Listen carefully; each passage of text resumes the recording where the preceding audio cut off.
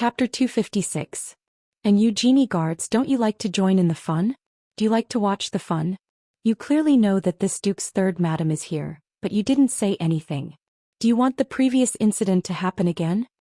In anger, Yang Qindong said threatening words. As for the previous incident, it was naturally referring to the eunuch who claimed to be his duke and clashed with Yang Qindong's title of duke. Later, when the reminder was to no avail, more than 10 eunuchs and stewards were threatened in one night and almost lost their lives. After that incident, no eunuch called himself master anymore. Even if they had to call him master, they had to call themselves master. Now Yang Qindong mentioned this incident. It was obvious that he intended to admit that he arranged for someone to do that. But with such an admission, LV Gui did not dare to question him. On the contrary, he hurriedly lowered his head. He, who had experienced Yang Qindong's power more than once, naturally knew the serious consequences of angering him. As soon as Yang Qindong appeared, he first reprimanded Shi Heng. Then LV Gui Jiguang and Sun Tong did not run away. Even the soldiers of the great Ming dynasty lowered their heads in shame. With such momentum, there was no need to continue the war. The winner had already been decided. Under the angry reprimand, no one dared to confront him. Yang Qindong seemed to be less angry. He turned around and walked to the side of the soft sedan. As soon as he opened the curtain, Madame Snow, who was wearing a brocade robe, plunged into Yang Qindong's arms and shouted, "Lu Lang, I'm scared. I almost couldn't see you again. Don't be afraid. With Lu Lang here, no one will dare to bully you." Yang Qindong reached out and patted Madame Snow's back. He looked at Xianxia and said, "Tell me what's going on." "Master, it's like this." In order not to expose his relationship with Yang Qindong in front of outsiders, Xianxia did not call him the sixth young master directly. Instead, he called him master. "Tonight we'll send third madam back to Yang Manor." From Xianxia's mouth, he recounted everything that happened that night from beginning to end. From these words, everyone finally understood what had happened and why the mercenaries had opened fire in the city.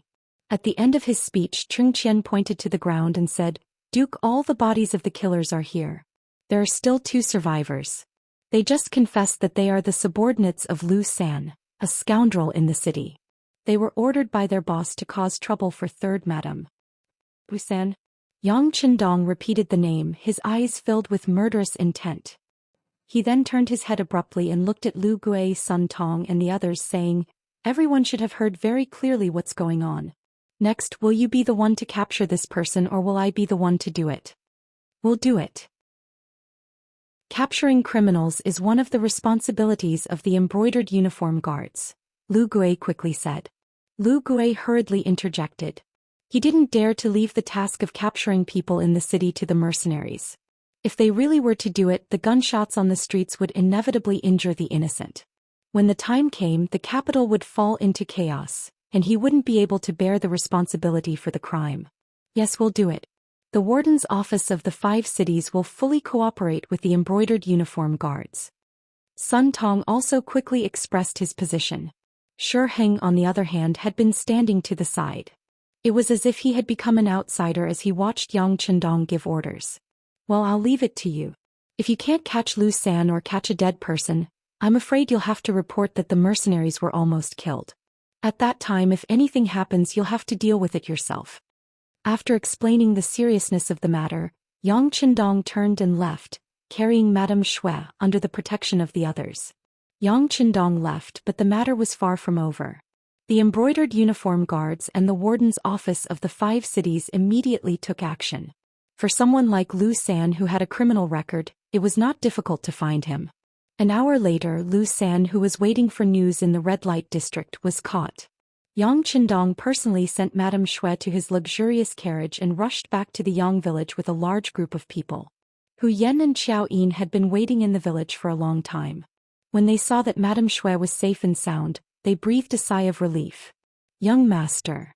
In the courtyard of the inner courtyard, Yang San had already knelt on the ground. The security bureau had not noticed Lu San's sudden action at all, which was a dereliction of duty. Fortunately, Madame Shui was fine. Otherwise, Yang San really did not know how to face the young master. Yang Qindong, wearing a cotton cloak, came to the courtyard and stood in front of Yang San with a cold and stern face. Yang San was obviously angry, which made him feel even more at a loss and lower his head. Tiger's Mane and Beta Persei stood on either side of Yang Chendong. They wanted to say something for Yang San, but before they understood the young master's meaning, they did not speak. The tense and depressing atmosphere lasted for a while. When Yang San could not help trembling because of the pressure, Yang Chendong finally said, "Try to control as many forces as possible. This kind of thing will not be allowed to happen again. As for how much money you need, just write a report." Yang Chendong's voice contained no emotion. Madame Shui had almost had an accident. It was impossible to say that he was not worried, but it was also impossible to blame the security bureau. After all, the capital was too big and there were too many people. How could they be aware of everything? The only thing they could do now was to constantly increase the strength of the guards and strengthen the strength of the security bureau. With enough money, they should be able to take some precautions. Yang San had been kneeling on the ground. It was not until Yang Chendong left that he slowly stood up. Tiger's Mane, who stayed on the side, stepped forward and comforted the subordinate. "Don't blame the young master for being angry. Madame Shui almost had an accident this time. Anyone would not be able to bear it." "I know. The young master has been very kind." Yang San nodded heavily. Of course, he did not blame the young master. He had thought that after such an incident he would not be able to keep his position and might even be kicked out of the family. However, the young master still gave him a chance. As the saying went, a gentleman would die for his bosom friend. Even though Yang San's life had long been the young master's, this belief became even more firm. Not to mention how angry Yang Chendong was in the Yang manor. After Lu San was captured in the capital, he did not even last a night. Under the various methods of the brocade guards, he confessed everything. He directly said that Yu Xiong had spent 50,000 taels of silver to hire him to make trouble for the Duke of Loyalty. Yu Xiong was the mastermind behind the scenes. Once the result was out, someone sent the news to the palace, someone sent the news to the Yang Manor, and someone sent the news to the Yu Manor. Imperial City, Imperial Palace. Last night's incident had already been reported to the emperor. The acting emperor Zhu Qiyu had already learned the whole story from Jin Ying and Shi Heng. Zhu Qiyu did not comment on the fact that Yu Xiong wanted to make trouble for Yang Chendong. There were always some people in the world who were incomparably daring. Even he couldn't help but want to curse them for seeking death. But on the other hand, the fact that the mercenaries had killed people in the city truly displeased him. This was the capital of the Great Ming Dynasty, at the foot of the imperial city. The mercenaries had brazenly killed people on the streets. When had they ever cared about what other people thought? Who had given them the authority to enforce the law? But Zhu Qiyu had no choice but to suppress his anger. After all, he had long ago known of the strength of the mercenaries. Wall had not been a match for them, so how could he be a match for them now? He was the emperor, the sovereign of the 9 and 5, but in his own territory, there were things that he could not interfere in. He felt incredibly vexed. "Sirs, tell me what you think." Zhu Qiyu's voice was cold, indicating that he was not in a good mood. In fact, he was in a terrible mood. Shi Heng and Jin Ying looked at each other. Then the military commander plopped to the ground and said, "Your Majesty, it is said that the fist is the absolute truth. For the mercenaries to dare to do this, they are clearly looking down on imperial authority. This subject believes that if we want to put an end to this, we must first strengthen ourselves. This subject requests that Your Majesty increase the amount of silver and increase the speed of recruiting soldiers. At the same time, we must equip 3 firearm battalions and 1 artillery battalion. Once we have enough strength, no one will dare to challenge imperial authority or Your Majesty." "I second the motion." Jin Ying also knelt on the ground and voiced her support for Jin Ying. As Zhu Qiyu's most trusted subjects, the two of them were well aware of their positions. Only when the emperor's authority was strong enough would their authority be secure. Just as they had said earlier, if the army could be completed sooner with 3 firearm battalions and 1 artillery battalion, they would have the strength to fight against the mercenaries. When the time came, if they really wanted to attack, once the cannons were fired, the entire place would be razed to the ground. At that time, who would dare to look down on them and the emperor? "That's right, my dear subject, you are right. The fist is the absolute truth. How about this? I will immediately increase the amount by 2 million taels of silver to expand the army." Zhu Qiyu nodded repeatedly, looking as if he had been persuaded by Shi Heng's words. Hearing that it was only 2 million taels of silver, Heng was a little unwilling. This amount of silver was enough to build a normal army, but this time they were building 3 firearm battalions and 1 artillery battalion. That was definitely an act of burning silver. 2 million taels was really not enough. Just as Heng was about to raise his head and say something, he heard Jin Ying's quiet reminder. Lord Shi, don't go too far. Some things need to be discussed at length. As one of Zhu Qiu's personal attendants, Jin Ying naturally had a deep understanding of this emperor. This emperor was an ambitious person. His courage was no less than Zhu Qian's.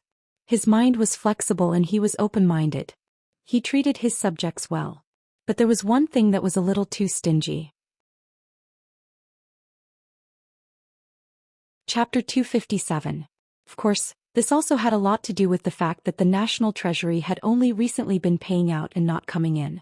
This time taking out 2 million at once was already the limit. If Heng made another request, not only would he not increase it, but it was also uncertain if the 2 million would even arrive. Heng, who was about to say that the silver was too little, immediately shut his mouth when he heard Jin Ying's suggestion. He kowtowed to the ground and said, "Thank you, Your Majesty. This subject will immediately go and build a new army.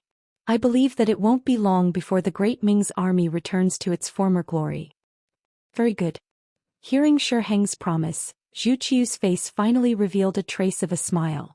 As long as he had a strong army, he wouldn't have to rely on or fear anyone. He could defeat Ingzong and unify the great Ming. He wouldn't have to worry about the expressions of the mercenaries. Just as Zhu Qiu's face was filled with yearning, the eunuch on duty outside the door walked in and said in a sharp voice, "Reporting to Your Majesty, Minister Yu of the Ministry of Justice requests an audience." "Yu Shuiwei? What is he doing here?" Hearing this, Zhu Qiu, who still didn't understand what was going on, was at a loss. However, the head eunuch Jin Ying had already whispered, "Your Majesty, that Yu Xiong is Minister Yu's grandson." "Oh, right. Zhu Qiu nodded. Then he looked at Jin Ying and Heng and said, "My 2 beloved subjects, what do you say about whether we want to see him or not?" This. The 2 important subjects looked at each other and shook their heads. In the end, it was Jin Ying who took the initiative to say, "Your Majesty, Yu Xiong is extremely daring. He wants to harm the Duke of Loyalty and Courage. Since this is the case, I'm afraid we won't be able to protect him." That's right. Heng nodded heavily in agreement. Obviously, what happened last night had left a deep impression on Heng. After witnessing the power of advanced firearms, the shadow of death had been shrouding him. If it was not possible, he absolutely did not want to offend this loyal duke, because he did not know what the other party would do in anger. If the other party really wanted to kill him, even if he went back to the emperor to make the decision for him, what meaning and use would it be if the dead could not be brought back to life? Jin Ying and Heng had the same idea. Zhu Qiu nodded and made her decision. He naturally knew what Yu Shuiwei meant by coming here at this time. However, he had to pay the price for doing something wrong. What's more, he had offended Yang Chendong. He deserved it. Even with his identity as the emperor, he couldn't say anything. Since he couldn't make the decision for him, it was better not to meet him so as to avoid hurting the relationship between the ruler and his subjects. Pass down the message. Say that Jin is not feeling well. If there is anything, say it at the morning court tomorrow. Zhu Qiu waved his hand at the young eunuch who came to report. He made the decision to not meet him. The young eunuch left. Yu Shuiwei, who was waiting outside the palace, heard the emperor's words and sighed deeply. Then he shook his head and slowly turned to leave. His grandson was extremely daring. He had actually taken the initiative to find trouble with the loyal duke. After learning of the matter, Yu Shuiwei knew that things were not good. His first reaction was to see the emperor and plead for leniency. He thought that no matter what, he was an old official and an important official. The emperor should give him some face. As long as the emperor was willing to mediate, the loyal duke would have to give him some face. However, the emperor did not want to see him. This had already made his attitude clear. Now it seemed that he could only beg the loyal duke himself. However, when he thought about how the other party was still a child who had just grown up, if the news of his status asking to see the other party spread, how would he have any face in the future? Forget it. It's just a crime of instigating. There is no conclusive evidence and no serious consequences. Based on my position as the Minister of Justice, without conclusive evidence, It won't be so easy to touch Xiong. Minister Yu comforted himself like this and left the palace. He was prepared to use his power to wrestle with the loyal duke. Yu Shuiwei was a person who had studied since childhood. He had a photographic memory and could recite with a glance. In the 13th year of Yongle 1415, he became a grand scholar and served as an imperial censor. After Zhu Qiu ascended the throne, he was promoted to the position of Minister of Justice. He could be considered to be extraordinarily capable. Moreover, when he was young he was also upright and honest. However, now that he was old, his temperament had changed a lot. In order to achieve his goal, he had also done some things that inverted right and wrong. His personality was hypocritical and polite, and he was no longer as hard-hearted and impartial as when he was young. This time the matter involved his own grandson. Although he had more than one grandson, how could he casually abandon his own family? As such, he left the palace and headed straight for the Ministry of Justice. The power of a Minister of Justice was not something that others could imagine. Yu Xiong's case involved criminal matters. Naturally, it was not a problem to take him away from the embroidered uniform guard and transfer him to the Ministry of Justice. The embroidered uniform guards were having a headache. Yu Xiong had already been caught. He had been dragged out of his bed early in the morning. Now that he had been caught, how to deal with him and how to interrogate him had become a headache. On one hand, it was the loyal duke who was the victim. On the other hand, it was the old Minister of Justice. It seemed that no matter what they did, it would be easy to offend them. It was at this moment that a document from the Ministry of Justice arrived, requesting that the suspect, Yu Xiong, be sent to the Ministry of Justice for interrogation. Since someone wanted a hot potato, how could the embroidered uniform guard be polite? They immediately sent Yu Xiong out and had some peace and quiet. The Ministry of Justice took over and the news was quickly sent to Yang Chendong.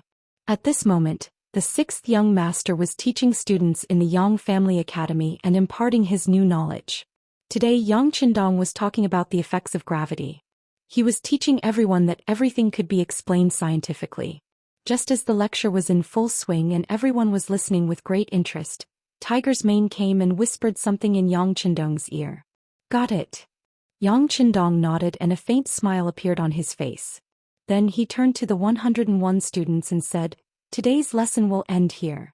Everyone go back and review. If there's anything you don't understand you can ask me tomorrow. Let's study by ourselves." Under the respectful gazes of all the students, Yang Chendong left the academy. Outside the door, the head of the security bureau, Yang San, was already waiting. What happened?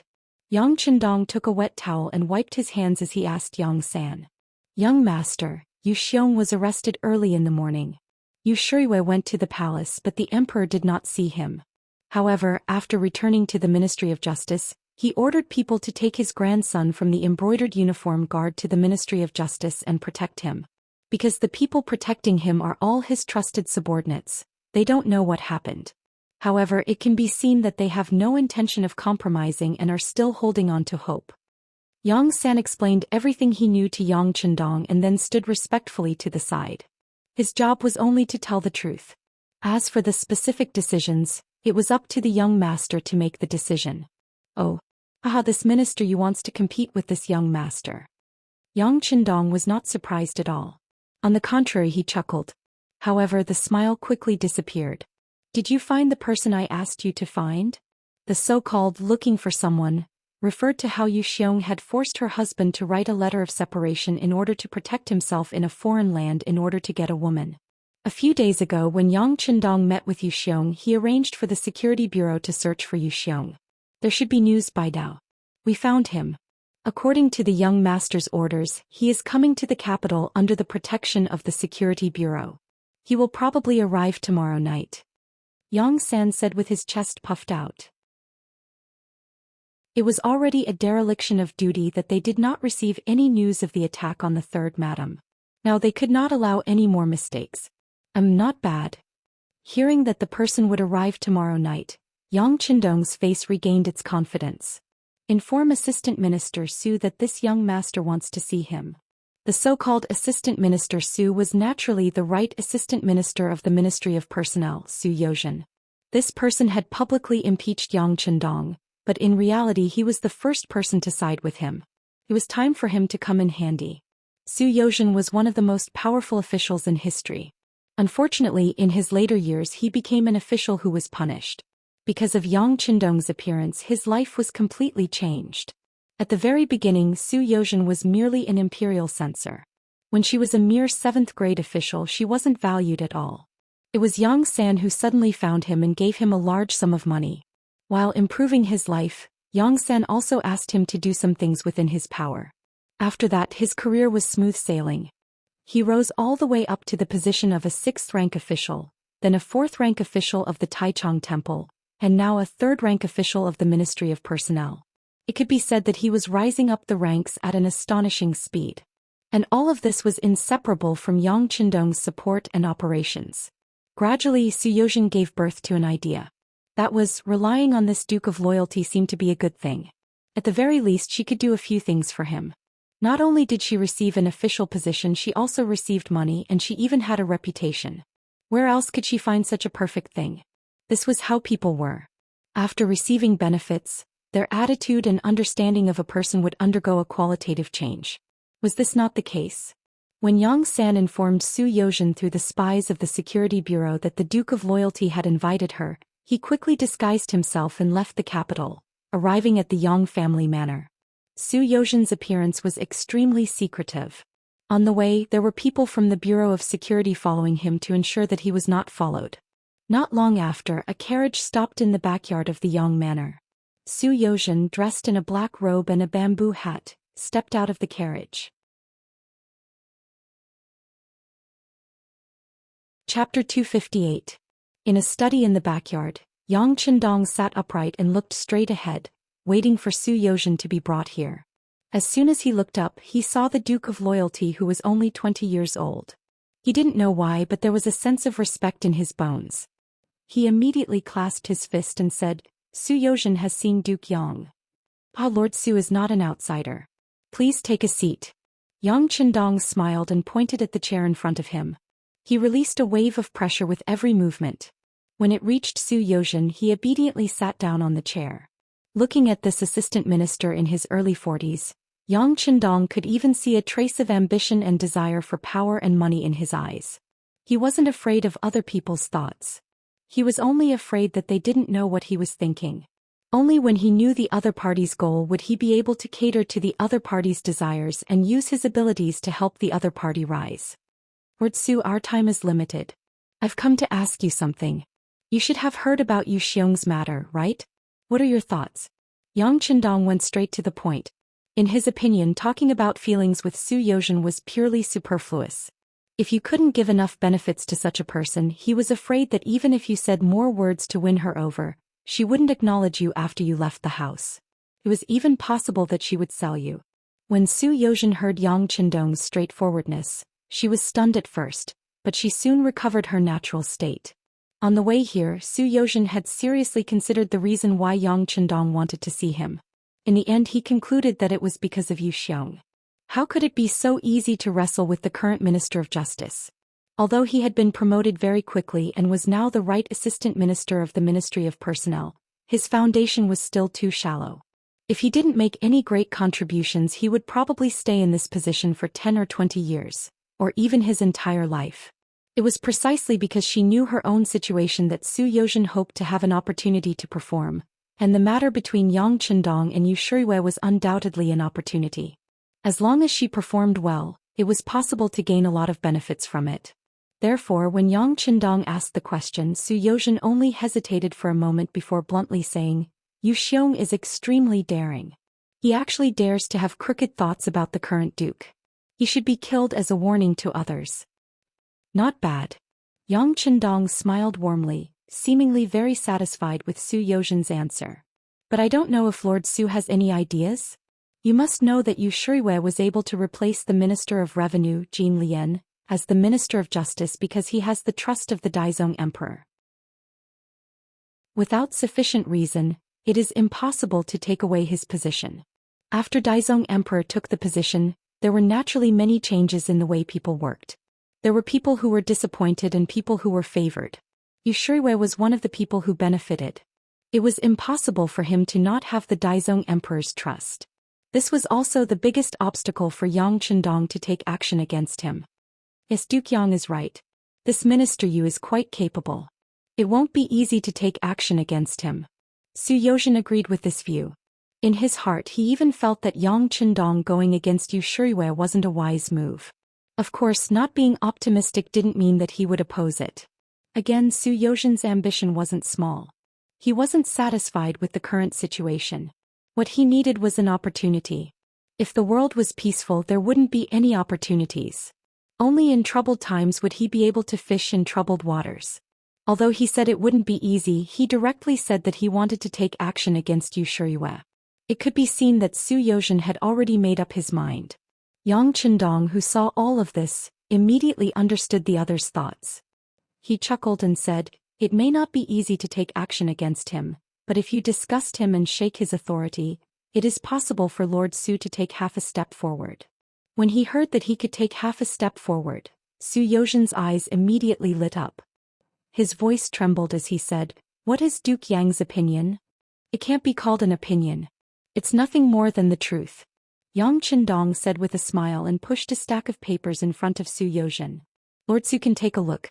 These are all evidence of Yu Shiyue's corruption and perversion of the law."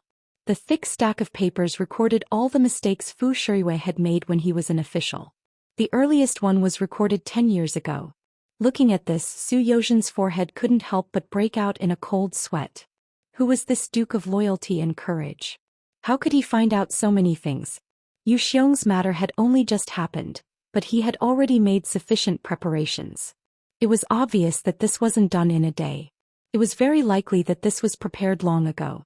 In other words, this Duke of Loyalty should have some understanding of each of the ministers, and should have investigated the past of all of them. Didn't that mean that some of his weaknesses were in this person's hands? At this moment, Su Yozhen suddenly felt a sense of fear towards Yang Chendong. His current achievements were all due to this person. If one day he offended him, he was afraid that he would lose everything at any time. These papers allowed Su Yozhen to see how terrifying Yang Chendong was. When he spoke, he was naturally a lot more cautious. "Yes, Duke Yang. With these things, it is enough to make you Xianxia uncomfortable. But still, he was promoted not long ago and has the trust of Emperor Daizong. If you want to take action against him, I'm afraid." Without waiting for Su Yozhen to finish, Yang Chendong said, "Isn't Lord Su also deeply trusted by the Emperor? Furthermore, we are only trying to sway him, not take him down. If we do well, I believe that Lord Su will have no problem becoming the left assistant minister from the Ministry of Personnel to the Ministry of Justice." Su Yozhen sucked in a breath of cold air when he heard this, and his expression became much more nervous. Right now, he was the right assistant minister of the Ministry of Personnel. Even though his official position was the same as the left assistant minister He Wenyuan, he was still half a step behind. For example, if the current Minister of Personnel Wang Ji stepped down, logically speaking, He Wenyuan would take over his position and not Su Yozhen. This was the direct difference between the right assistant minister and the right assistant minister. In other words, even though the position of the left assistant minister was still a rank 3 official, in reality he had the possibility of taking a step forward and becoming a minister. It was no wonder that he was so excited when he heard this. "Is this possible?" Su Yozhen asked with a trace of uncertainty. However, his eyes were fixed on Yang Chendong, as though he was afraid that he would say the word impossible. "Why is it impossible?" With a smile on his face, Yang Chendong took out a piece of paper and handed it to Su Yozhen. "These are some of the things that the current left assistant minister of the Ministry of Justice has done. It shouldn't be difficult to take him down based on this. As for whether Lord Su will be able to get what you want, that will depend on your own methods. You should know that if I were to step in, it would only produce the opposite effect. Of course, I will not do nothing. Here are 1,000,000 taels of silver notes. You can exchange them at the Yang family's bank anytime. This can be considered as a congratulatory gift for Lord Su's promotion to the left assistant minister of the Ministry of Justice." A stack of silver notes was pushed in front of Su Yozhen just like that, along with 2 thick pieces of evidence. For Su Yozhen to be able to become a powerful official in history, his abilities were not to be doubted. As long as someone like him was given a chance to display his abilities, he would definitely soar to the top. With money and evidence, Su Yozhen's heart thumped. At this moment he seemed to be able to see his future as an official. With a red face and a racing heart, he reached out and put away the items one by one. Then he cupped his hands and said to Yang Chendong, Duke Yang Yozhen thanks you for your help. In the future your needs will be my needs. Ah, Lord Su, there's no need to be so polite. We're already on the same boat. As long as I'm fine, I can guarantee Lord Su's safety and prosperity. Laughing heartily, Yang Chendong pulled Su Yozhen onto his boat. He believed that with the evidence of the two officials, Su Yozhen wouldn't have the courage to fall out with Yang Chendong. If he really did that, he didn't know if anything would happen to the Duke of Loyalty, but he would definitely be dead. Su Yozhen left. When he left, his steps were much bolder than when he came. Seeing that the guest had left, Tiger's Mane walked up and asked with a cautious tone, Young master, isn't it too much to give him 1,000,000 taels? Not much. In the future his usefulness will be far greater than this number. Yang Chendong said with confidence. With so many properties, the thing he didn't lack the least was money. As long as a problem could be solved with money, it naturally wouldn't be a problem. Ministry of Justice Yamen. Yu Xiong was brought here and quickly received different treatment. It wasn't like when he was locked in the brocade guard's cold iron window. Instead, he was in a clean and tidy single room and there was food and drink available. What kind of joke was this? The grandson of his immediate superior was locked up here, so he should enjoy special treatment. Not to mention, until now the case hadn't been determined. As soon as Yu Xiong appeared here, he was no longer in the sorry state he was in when he was caught by the brocade guard in the morning. Instead, he ate lavishly and threw all his worries to the back of his mind.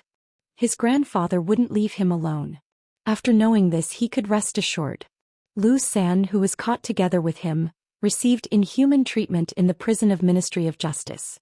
He had basically been tortured by all kinds of torture. A layer of his skin had been peeled off, so he changed his statement and took the responsibility of dealing with Madame Snow alone. After Lu San changed his statement, Yu Xiong basically had nothing to do. He just needed to wait for the case to be settled and then he could go home openly and continue to be a tyrant.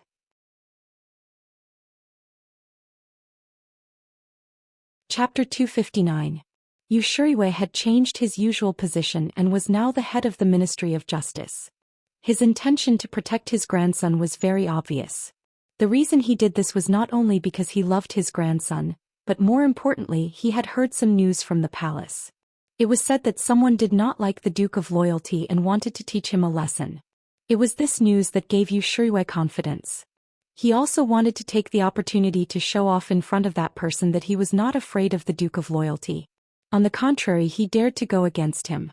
By doing this, he could make that person satisfied and think highly of him. He could also gain the reputation of not fearing power and protect his grandson's safety. By killing 3 birds with 1 stone, Yu Shuriwei's determination was clearly felt by every official of the Ministry of Justice. Lu San had changed his testimony. Everything had gone smoothly. From the beginning of the matter until now, the Duke of Loyalty had not intervened or done anything. This instinctively gave Yu Shuriwei a thought. The Duke of Loyalty was afraid. He was not as powerful as people said he was. At this moment, a large net was falling over Yu Shuriwei's head. It was a pity that he did not know about it and was still feeling complacent about the results in front of him. In an outer courtyard not far from the palace, Su Yozhen was standing respectfully in a room as warm as spring. He seemed to be looking straight ahead, but from the corner of his eyes he would inadvertently fall on the chief eunuch, Jin Ying, who was sitting opposite him with a serious expression. Speaking of the relationship between Su Yozhen and Yang Chendong, not many people knew about it.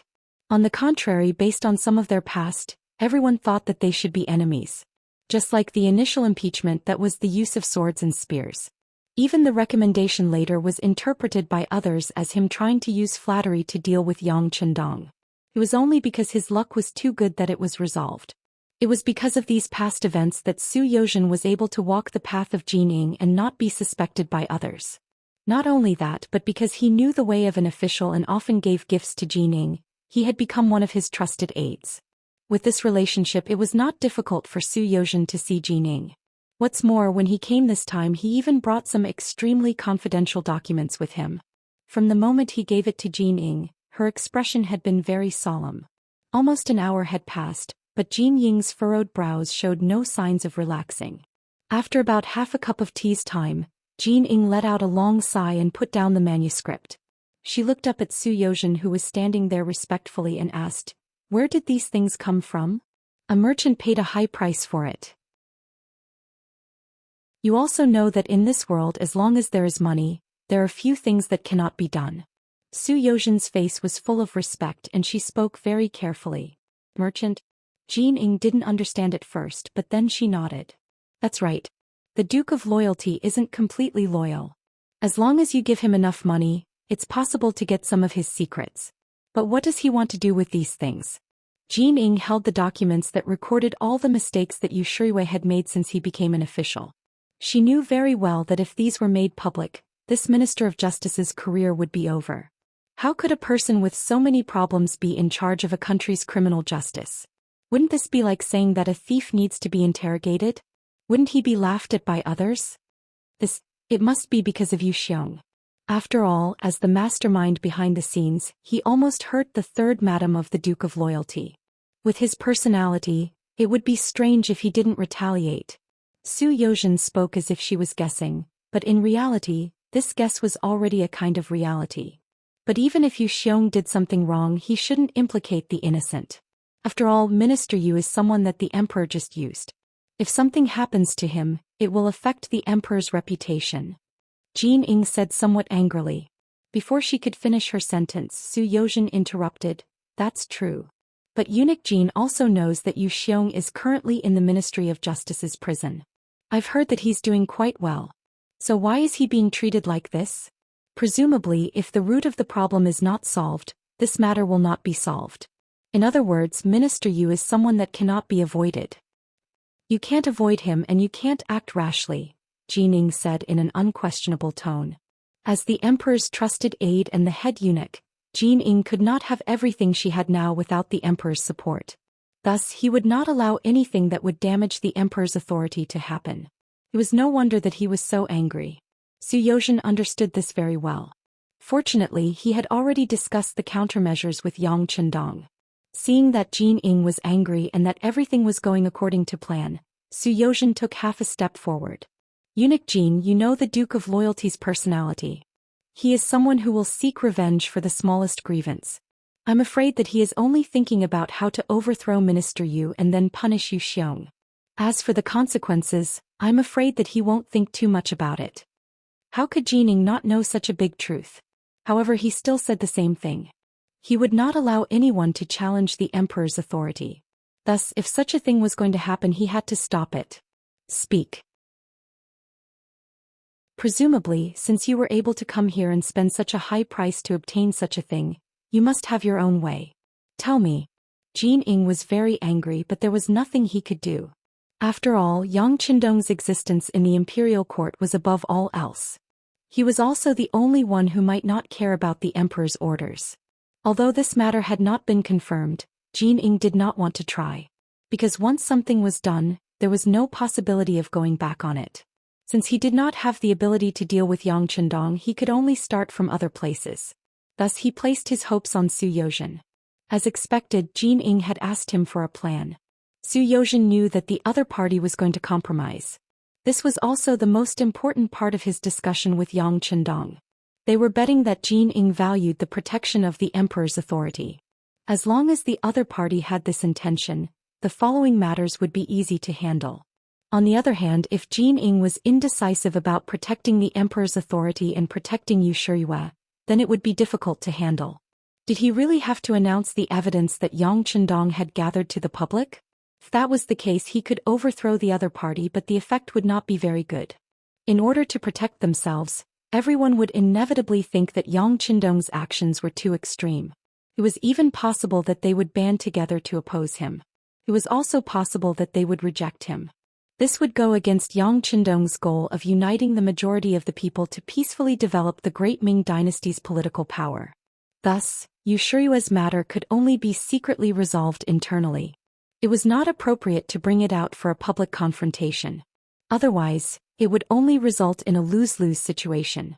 Since Jean Ying had asked, Su Yozhen also told him the solution according to the plan. Eunuch Jean, in fact, the Duke of Loyalty and Courage has gathered this evidence because he wants to punish the mastermind, Yu Xiong. As long as we can satisfy him, it is possible to turn this matter into a small one. Not only can we protect Minister Yu's position, but we can also bring glory to everyone. Hearing that Su Yozhen had a solution, Jin Ying's expression relaxed. Lord Su, this eunuch is willing to listen to your wise opinion. It's like this. Su Yozhen then revealed the entire plan. If we don't want to announce these things to the public, Minister Yu will have to make concessions. As for Yu Xiong, he will have to be sacrificed. Otherwise, the Duke of Loyalty and Courage will not give up. This matter requires eunuch Jin to personally discuss. As long as you appear, even if Minister Yu is extremely unwilling, he will have to give in. In order to protect Minister Yu's authority, we can even find a scapegoat such as the left assistant minister of the Ministry of Justice. We can push all the blame to him. We can say that he made the decision to protect Yu Xiong without Minister Yu's permission.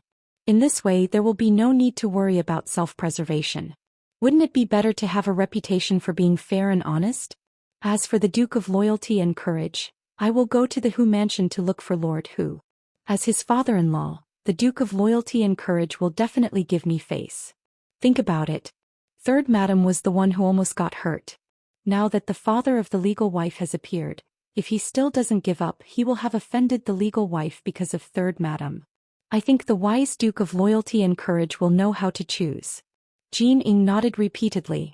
Su Yozhen's suggestion was indeed feasible. It could protect the emperor's authority and protect Yu Shiyue's high position. It could be considered an explanation to both sides. However, he was still somewhat suspicious of Hu Zhongning's appearance. Lord Su, are you sure that procurator who will speak up for us? There's nothing impossible in this world. For example, the current brocade guard is still lacking an official. If we can promote him by one rank, this won't be a problem. Su Yozhen chuckled sinisterly as if everything was as clear as day. Ah, not bad, not bad. Jin Ying laughed loudly when he heard this. From the looks of it, it was only a third-rank official position that could settle this matter and protect the emperor's authority. No matter how he looked at it, it was worth it. Good. Then we'll do as Lord Su says. If this matter succeeds, then Lord Su will have done a great service. In the future, if there's a chance, this eunuch will put in a good word for you in front of the emperor. Many thanks, eunuch Jin. Su Yozhen pretended to be very happy as he spoke. Then, with a wave of his hand, 5 banknotes from the Yang family's bank, each worth 100,000 taels, were delivered to Jin Ying. Many thanks for eunuch Jin's promotion. This is a small token of my appreciation. A full 500,000 taels. This was no longer a simple token of appreciation. Jin Ying's expression froze at first. Then, as if he had thought of something, he laughed loudly and said, Good. Lord Su is truly an outstanding person. How about this? This eunuch has an idea of what to do. It just so happens that the Ministry of Justice is lacking a left assistant minister. However, whether or not you can be promoted will depend on your luck and the emperor's mood.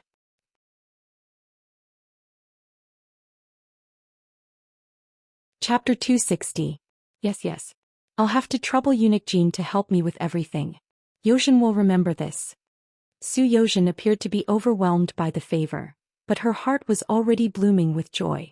He knew that if Jin Ying could directly request for a position, it meant that the matter was at least 70% complete.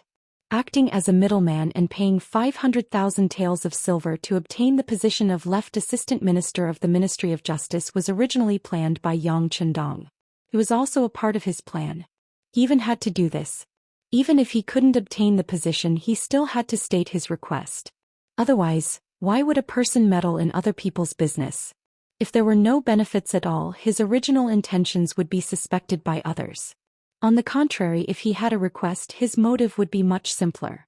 At the very least, no one would suspect that there was something fishy between Su Yozhen and Yang Chendong. In short, it was just one sentence to express his request. It would be best if he succeeded, but if he didn't, he would be cleared of suspicion. Wouldn't that be the best of both worlds? Now it seemed that things were developing in the best direction. After the discussion, the two of them quickly began to carry out their plan. First, Jin Ying appeared in the prison of the Ministry of Justice. Then Su Yozhen paid a visit to the Hu residence. After the attack on the third Madam of the Duke of Loyalty and Courage, their actions were quickly noticed by people with ulterior motives. After all, regardless of whether it was the Yu family or the Hu family, they were in fact closely related to what happened. At this moment, anyone who came into contact with them could make other explanations and speculations. However, these were merely guesses. As for what exactly happened, no one knew. They only knew that when Jin Ying left the Ministry of Justice Yamen, Yu Shuriwei didn't personally send her off. On the contrary, when Su Youzhen left the Hu residence, Hu Zhongning escorted her all the way out. After Hu Zhongning sent Su Youzhen out, he returned to his own study. His father, Hu Shao, was already seated and waiting. "Father." Upon seeing Hu Shao, Hu Zhongning immediately revealed an extremely respectful expression. It was a respect that came from the bottom of his heart. "Take a seat." Seeing that his eldest son had returned to the study, Hu Shao nodded lightly. It wasn't until his son sat down on the chair opposite him that he said in a teaching tone, "Come and analyze this matter. What exactly is going on?" "Wonderful." Hu Zhongning expressed his appreciation for Yang Chendong with words of praise. "What kind of magic?" Hu Zhao's expression did not change, but in his heart he admired his eldest son's political awareness. Just from this sentence, he could tell that his son seemed to have seen the essence of the matter. "Father." Qin Dong took advantage of the situation and used a roundabout method to punish the audacious Yu Xiong and attack Yu Shiyue's authority at the same time. More importantly, he planted an important spy in the Ministry of Justice. This is killing 3 birds with 1 stone. Once he's done, he still has to owe him a favor. Isn't that great? Hu Zhongning said in an excited tone. In fact, there was also the matter of his promotion. That was killing 4 birds with 1 stone. However, Hu Chongning was not fond of publicity, so he purposely left out one thing. Not many people knew that Su Youzhen was Yang Chendong's subordinate, but Hu Shao and Hu Zhongning knew. They even knew that this person's impeachment and subsequent recommendation had been ordered by Yang Chendong. That was why this person had been promoted like a rocket. However, although he was the right assistant minister of the Ministry of Personnel and seemed to hold a high position, his usefulness was very limited. This was because both the Minister of Personnel Wang Zhi and the left assistant minister He Wenyuan had a good impression of Yang Chendong. In this department there was no point in assigning more people. It was inevitable that someone would jump out. This time he had made use of the opportunity to insert himself into the situation. The promotion of the right assistant minister of the Ministry of Personnel to the left assistant minister of the Ministry of Justice meant that Yang Chendong had an important spy in the Ministry of Justice. With time, it would not be difficult for him to nurture a trusted subordinate. Very good. Ning-er has grown up. Your father is very gratified to see this. However, I don't know if you've thought about what he's trying to do. If he's just trying to protect himself, he could just be like Duke Ying and keep a low profile. However, his current actions have clearly exceeded the scope of an official. What is he trying to do? Hu Shao agreed with Hu Zhongning's analysis. However, after living for so long and seeing so many things, he was still able to see the essence of the matter. That was, what was Yang Chendong trying to do? What was he trying to do? Hu Zhongning was also stunned by this question. That's right. If he was only after glory, splendor, wealth, and status, he should already have everything. Why was he still scheming? Could it be that he was only retaliating because Yu Xiong had provoked him this time? If that was the case, then he could have publicized the evidence he had given Su Youzhen to the world. That way he would be able to vent his anger and take revenge. However, he had not done so. Instead, he had used this opportunity to allow Hu Zhongning and Su Youzhen to advance. This action was rather thought-provoking. Let's not talk about what Hu Shao and Hu Zhongning had said behind closed doors. On the morning of the second day after Jin Ying and Su Youzhen made their move, a person had come to the entrance of the Ministry of Justice to complain. He had repeatedly accused Yu Xiong, saying that Yu Xiong had stolen his wife and forced him to leave his hometown. At the same time, he had also provided a confession. The details on the confession were very detailed. There were all the necessary witnesses and material evidence. It was an ironclad case. There were many citizens of the capital accompanying the person who had filed the complaint. There were many onlookers. In an instant, the matter had become a hot topic. Even if the Ministry of Justice wanted to suppress it, they could not do so. With this new case, the treatment of Yu Xiong, who had still been abusing his power in prison, immediately changed. He was moved from a single cell to an ordinary cell. Not only were there many prisoners there, but the smell was also very unpleasant. Faced with such an environment, Yu Xiong was naturally puzzled. He shouted out his identity. "My grandfather is the Minister of Justice. How dare you treat me like this?" It would have been better if he had not said this. As soon as he said this, the prisoners in his cell looked at him with even more ferocious gazes. Some of these people had been wronged and had not been able to find an outlet to vent their anger. Yu Xiong's shout was equivalent to giving them a chance to vent. How could they let go of this opportunity? They would first give him a good beating. In just 3 days the dust had settled on Yu Xiong's case. Even Yang Qindong had not expected that Yu Xiong would confess many things that no one knew about when he was being tortured by the Ministry of Justice. Among them there were 3 women who had died at his hands. Because he had done it secretly and had thrown their bodies into the river after the incident, they had sunk to the bottom of the river so that no one knew about it. Now the spineless Yu Xiong saw that no one was shielding him. Unable to bear the punishment, he had confessed everything. Originally he had thought that the punishment would not be heavy enough to sentence Yu Xiong to death. He had even needed Leng Feng to secretly take action. But now with these 3 lives, the newly appointed left assistant minister of the Ministry of Justice, Su Yozhen, immediately sentenced them to death. Once this matter was out, the people of the capital all clapped and cheered. While they rejoiced at the end of the evil tyrant's life, they also sighed at Minister Yu Shiyue's impartiality and Lord Su Yozhen's righteousness in punishing evil. Yu Xiong was dead. He had died on the execution ground. However, Yang Qindong had already thrown this matter to the back of his mind. In his eyes, Yu Xiong was just an ant. Killing him was not enough to make him feel any pride. However, with this person's death, it was likely that other people who wanted to harm him would have to think twice before acting. They would have to think about how tough their necks were and whether they would be able to escape death after making a move. Yu Xiong's matter was just a small interlude. He was the kind of person who sought his own death. Yang Qindong's current focus was on the Yang Family Academy and the construction of the Great Ming's new army. After receiving the 2 million taels of silver, Shi Heng and Jin Ying each embezzled 300,000 taels of silver. After adding in the demands of the various officials, they only had 1 million taels of silver. However, this 1 million taels of silver was enough for them to build a standing army of 150,000 people, 3 firearm battalions of 15,000 people, and an artillery battalion of 2,000 people. 1 million taels of silver was enough to accomplish these things. It was all thanks to the Ming dynasty's military household system.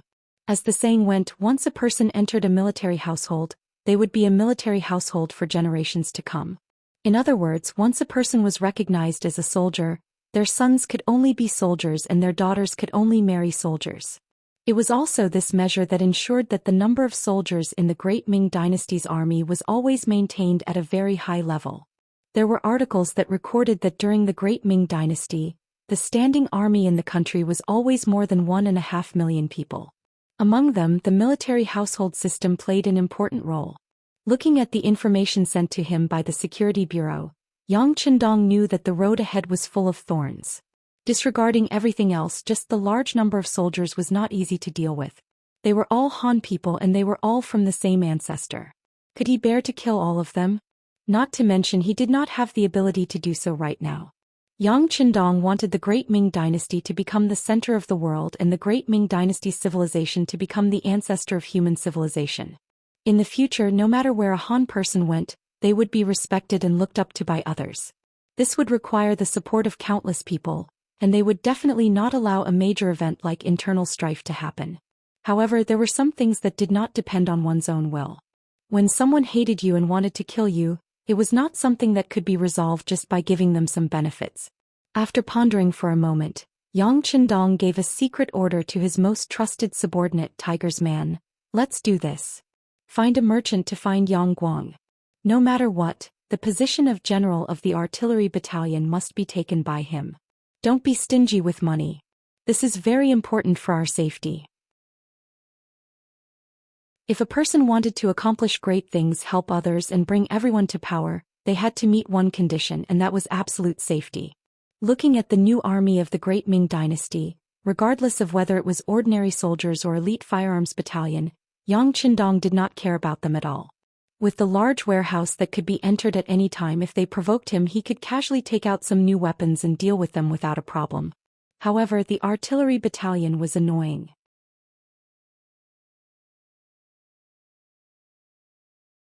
Chapter 261. After all, Yang Qindong was immortal, and the Yang Manor was not an impenetrable fortress. If the artillery battalion really set their sights on him, the consequences would be unimaginable. This was the most annoying thing. Yang Qindong had come into contact with Yang Guang a few times and found that he was a man of few words. However, he was a loyal and considerate person who valued loyalty greatly. If Yang Qindong could spend some money to befriend him, he could at least warn him in advance, even though he couldn't make him disobey the orders of his superior or even the acting emperor at a critical moment. This way he would have more time to react and an additional layer of protection for his life. Tiger's Mane nodded after receiving the order. Young master, don't worry. I'll go to the security bureau and find a clever person to disguise himself as a wealthy businessman to support Deputy Commander Yang. But young master, our men have discovered that Guard Captain Ike Shang is wantonly moving through the capital. I've heard that he's spent a large sum of money, and our men have learned that he's already heading for the sea. It seems like he's planning to return to Japan and get reinforcements. Young master, do you want us to intercept and kill him on the way or inform Commander Gao Xiong and have him take care of the problem at sea? No need. Let him do as he pleases. Also, inform Gao Xiong and tell him not to make things difficult for the messenger. If it's necessary, you can say some words of support, but don't take any practical actions. Speaking of this issue, Yang Qindong's face regained its indifferent smile. Because of Junko, Ikigami Yuki failed in his pursuit, and the head of the diplomatic mission, Aoki Yuki, was held accountable and imprisoned in the Ministry of Rights. Although there was no imperial order to condemn him, everyone could see that he was simply being held in a different place. Naturally, it was Yang Qindong's intervention that led to the current situation. During the new year, when he went to see his father-in-law and grandfather, he openly said that he would definitely teach Aoki Yuki a lesson and let him know that the Great Ming Dynasty was not Japan. He would not be able to do whatever he wanted. It was Yang Qindong who had expressed his stance, and Aoki Yuki had been detained by the law enforcement officials of the Ministry of Rights. And because Yang Qindong had spent a lot of money, neither the Ministry of Justice nor the embroidered uniform guards had interfered. As a result, even though Qi Shang, the captain of the guards, had done a lot, the situation had not been alleviated or resolved. Since the matter couldn't be solved, Qi Shang made a foolish decision. He reported the matter to his country and asked his country to step forward and pressure the Great Ming Dynasty. Perhaps it was because he had been in Japan for a long time, coupled with the fact that he was a samurai, it was difficult for him to look down on other countries. In short, he had made up his mind. And this was exactly what Yang Qindong wanted to see. This was the result he wanted. Japan was one of the countries that the Great Ming Dynasty had decided not to conquer. If they wanted to deal with them, they would need an excuse. Princess Junko was a fuse. If he kept this person by his side, the rulers of Japan would definitely not tolerate it. They would be worried that the Great Ming Empire supported the Japanese royal family. In order to solve this problem, Junko had to die. If he wanted to kill this person, he had to go to the capital of the Great Ming Empire to stir up trouble. At that time, Yang Qindong would make the situation worse. Once the matter reached a certain extent, under the pressure, it would be impossible for Dai Zong not to want to conquer Japan. In this way, he would have a righteous reason. In the end, this was Yang Qindong's plan. But at the same time, it was also a helpless move. Japan was an island country, and its coastline was so long that even Yang Shi's navy couldn't do anything about it. They couldn't completely block it, so they might as well not block it. Let them take the initiative to cause trouble and then fight back openly. Tiger's Mane didn't quite understand Yang Qindong's words. But out of absolute trust in the young master, he nodded happily. Okay, young master, I will give the order to Commander Gao Xiong in your name. Soon after the new year, the snow and ice in the capital began to melt. After the spring breeze, everything began to recover and the land began to see green again. The weather became warmer and warmer, and the people in the capital began to take off their winter clothes. They changed out of their bulky cotton robes and walked on the streets. The endless stream of people indicated the prosperity of the Great Ming Empire. As the mercenaries and the Walla established trade at the border, all kinds of novel things appeared which opened the eyes of the people of the Walla. While they enjoyed life, they put down their sharp weapons, and it was a scene of harmony. When the border was stabilized, the situation in the capital would naturally be stable. The merchants were busy making money, and the farmers were busy with the New Year's spring plowing. Especially with the appearance of the hydraulic wells, they saw the hope of a bumper harvest. The officials were also busy with their own government affairs. Those who wanted to be promoted were thinking of ways to get promoted. Those who wanted to make money were thinking of ways to make money. Even the emperor of the great Ming dynasty, Zhou Xian, was busy training the army and managing the country's affairs. Some officials who had similar ideas to him were promoted. Some stubborn officials were either left idle or demoted. The power was slowly gathering in his hands.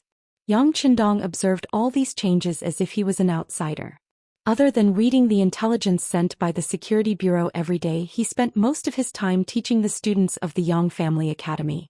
After nearly 2 months, more than 60 people were eliminated from the original 101 people, and only 2/5 of them were left. Among the people who left, some of them couldn't keep up. Originally, they wanted to use the name of the Duke of Loyalty and the East Marshal to fish in troubled waters and make a name for themselves. Then, with the title of this person's student, it could be imagined that it would be much easier to mingle in the officialdom. There were also some people who really had the idea of learning. After all, the person who could make such a majestic poem like Snow of the Yang Family Village must have great strength. But when they really learned it, they knew that he taught more about numbers, physics, chemistry, and science.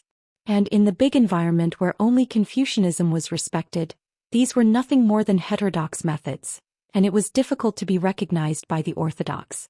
Since they couldn't be recognized, they simply stopped learning. The third part of the people who left were those who didn't have enough IQ or couldn't bear the hardships. This was because the Yang Family Academy required students to run every day and stand in military posture. Under this semi-militarized management, some of the young people who only knew how to study were unable to bear it. In the end, because they made too many mistakes, their military posture was taken away and they had to leave. Most of them left, and 2/5 of them were the elites among them. Among them, Yang Qindong did find a lot of good seedlings. While he carefully observed, he also guided them according to their individual advantages, making the learning atmosphere of the people who stayed very high. It was worth mentioning that Junko actually relied on her own ability to persist until now. Originally, Yang Qindong accepted Junko as a student because he wanted to put her in his sight. After all, he still needed her in the future, so he casually accepted her. When he made this decision, he was also prepared to let her go and force her to stay if she couldn't hold on at any time. But unexpectedly, although Junko was young, her body was full of tenacity, and she was one of the best in all kinds of assessments and studies. Not only did she not rely on Yang Qindong to stay, but she also became a goddess in the eyes of many men. More than half of the male students secretly liked her, including Wang Si, the grandson of the Minister of the Ministry of Personnel, Wang Ji. Junko's fluent Mandarin, coupled with her beautiful face and lively personality, made Wang Si unable to extricate himself. Junko clearly knew all of this, but she didn't point it out. She didn't agree or disagree, but instead kept a distance from the people who liked her. Today she took the initiative to say a few words to you, but tomorrow or the day after she might ignore you for a few days. This kind of performance had once caused many male students to be unable to study normally. Humph. This is their innate charm. After hearing Tiger's Mane's report and thinking of the things they produced in the future, and the Alway people who were often mentioned by Chinese men, this Junko was obviously their ancestor. It wasn't a crime for a person to be beautiful, but if they wanted to use this power to stir up trouble in his territory, Yang Qindong couldn't tolerate them. Tiger's Mane spread the news that Junko is a girl from Japan. No matter who marries her in the future, he will have to follow her to Japan and become her son-in-law. Even the children born in the future will have to follow her family name. Yang Qindong winked at Tiger's Mane, revealing a deep meaning in his eyes. Tiger's Mane immediately understood and immediately said, "Young master, don't worry, I will do it right away." Tiger's Mane complied, and only an hour later, Junko appeared outside Yang Qindong's study with a beautiful face. With a wronged expression on her face, Junko didn't dare to take a step forward. These days she more or less understood this Dong Shui in people's eyes. This person seemed to be very kind, but he had a sense of propriety and bottom line when doing things. For example, this study was not a place she could enter and leave at will. She remembered that once she inadvertently wanted to take advantage of Yang Qindong's absence to take a look, but when she came to the door, a sharp knife was placed on her throat. Junko didn't even know when the other person appeared, but she felt a boundless killing intent. Under this kind of killing intent, she was afraid. Junko had a feeling that if she really dared to take a step forward, she was afraid that her head would be separated from her body and she would die. After that incident, Junko became a lot more well-behaved. She also had a clearer understanding that Dong Shuai, who always had a smile on his face, was not only the idol of many women, but also a demon who killed without batting an eyelid.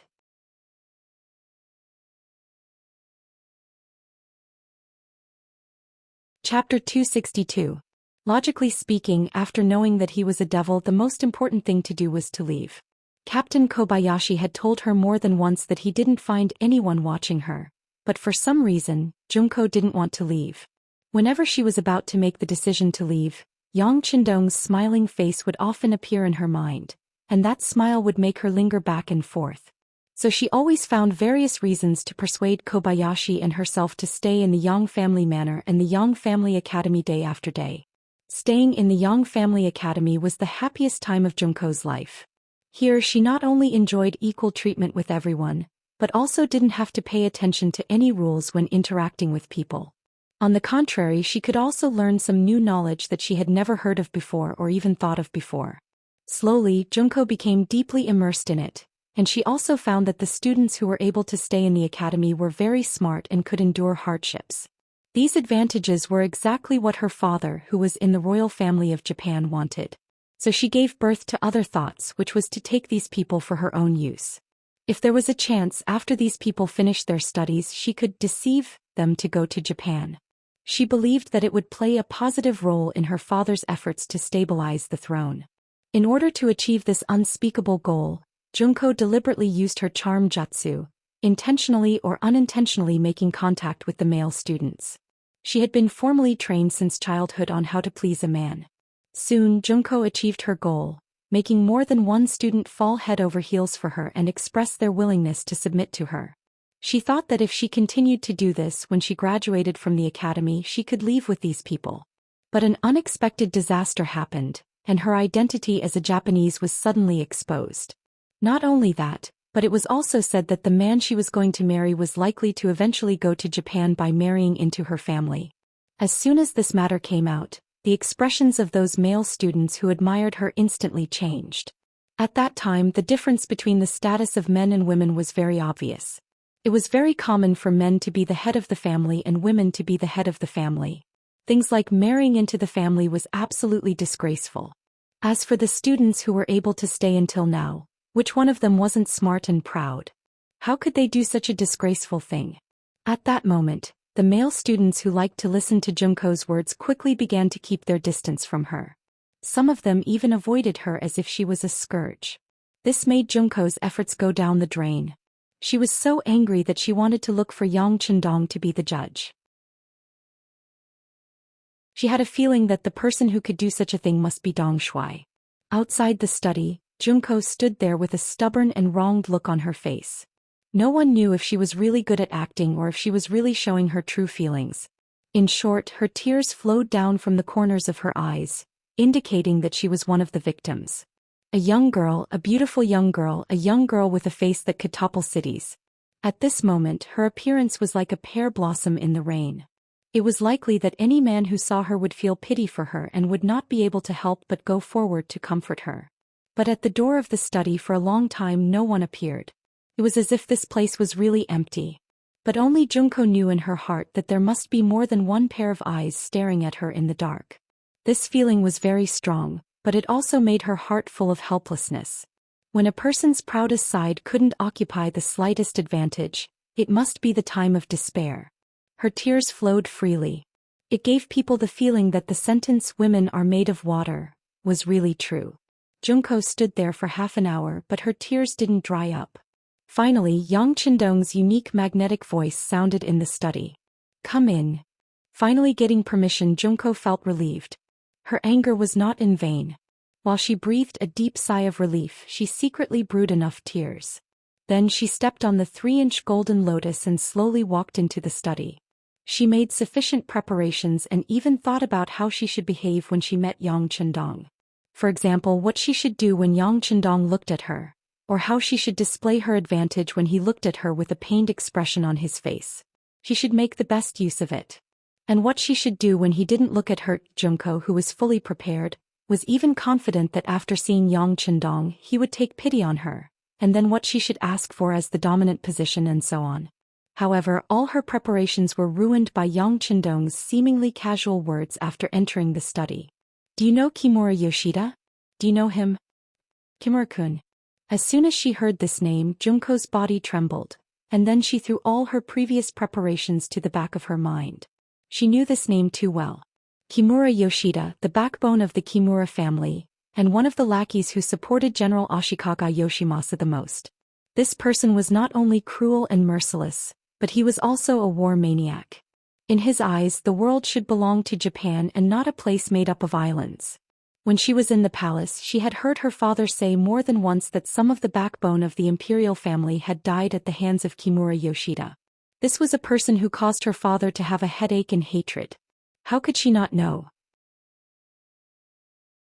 So when she heard this name, she couldn't help but tremble and lose her composure. After being stunned for 7 or 8 breaths, she suddenly noticed that Yang Chendong didn't raise his head. Instead, he was looking down at something. Fortunately, no one saw her lose her composure. While rejoicing in her heart, Junko said with a very innocent look, "Of course I've heard of him. In Japan, the Kimura family's power and influence are also very big. By the way, why did the East Marshal mention his name?" Even though he had been lowering his head all this while, he had already sensed that there was something different about Junko. Since she still wanted to continue pretending, he might as well give her a strong dose of medicine. "Oh, it's nothing, it's just that this person came to the Great Ming Dynasty and made a strict protest on behalf of Japan to the Great Ming Dynasty. He asked us to release Aoki Yuki, and also asked us to apologize and compensate them. By the way, he also said that if he was not satisfied, Japan will regard this as a provocation to them. At that time, it is very likely that Japan's army will appear in the Great Ming Dynasty's territory, and we will be responsible for it." As if he was talking about a fact, Yang Chendong's words didn't have the slightest emotion. But these words in Junko's ears made her feel shocked. What does this Kimura Yoshida want to do? Does he want to provoke a war between the two countries? Doesn't he know that compared to the current Great Ming Dynasty, Japan's strength is too far? Doing this is simply throwing an egg at a rock, and more importantly, it will put herself in danger. Imagine if Japan really dares to go to war with the Great Ming Dynasty as the princess of the Japanese imperial family. It is obvious what the result will be. She was shocked by Kimura Yoshida's viciousness. Since the other party came, it is impossible for him not to know that she is in the Great Ming Dynasty, but he still did this. It is clear that he doesn't want to let her live well and even wants to kill her. While Junko was still imagining various possibilities in her heart, Yang Chendong continued to say, "Hey, you are also a Japanese, you should know the gap between you and the Great Ming Dynasty. Kimura Yoshida's approach is simply courting death. If it weren't for the fact that the Great Ming Dynasty is forbidden by the sea, I really want to take the army to visit. No. Don't, we Japanese are still very peace-loving." As soon as she heard Yang Chendong say that he will bring the army to Japan, and thinking of the various legends of this person defeating the Walla, Junko didn't know why, but she felt a sense of fear. When he heard Junko say that the Japanese are peace-loving, Yang Chendong had a feeling of wanting to laugh in his heart. Looking at the history, once the Japanese became strong, which time didn't they take the initiative to start a war? But now the princess of the imperial family actually said that they are peace-loving. What a ridiculous statement. But at the same time, it also proved that the current Japan is not strong enough, at least compared to the Great Ming Dynasty. It is still a lot worse. While laughing in his heart, Yang Chendong was calm on the surface. "Oh, Miss Junko is a peace-loving person, this is very good. It is a pity that you are only born in a merchant family, you can't represent Japan." After pointing out that Junko's identity is too ordinary, her words naturally can't be trusted. Junko's face changed greatly. At this time she suddenly wanted to confess her identity, but this thought just flashed through her mind, because she knew that if Japan really did something bad to the Great Ming Dynasty, once her identity was exposed, It would be extremely dangerous, and she might even be immediately arrested by the Great Ming Dynasty's army. Her identity can't be exposed. For Yang Qindong's words, Junko can't refute. She can only stand there and ask with a cautious attitude, I don't know what your emperor and ministers think about Kimura Yoshida's proposal? Normally, it was a bit inappropriate for Junko to ask such a question. Yang Qindong didn't have to say it to her, but this was originally part of the plan, so Dong Shuai showed that he didn't object and said, on this issue the emperor and the minister's views are not unified. Some people are really frightened by Kimura Yoshida's words. You also know that the Great Ming Dynasty's territory is vast, and the coastline near the sea is extremely long, so it is impossible to be vigilant everywhere. If Japan really attacks in places where we are not prepared, it will be a real headache. So some ministers propose to release the former head of the envoy Aoki Yuki and hand you over.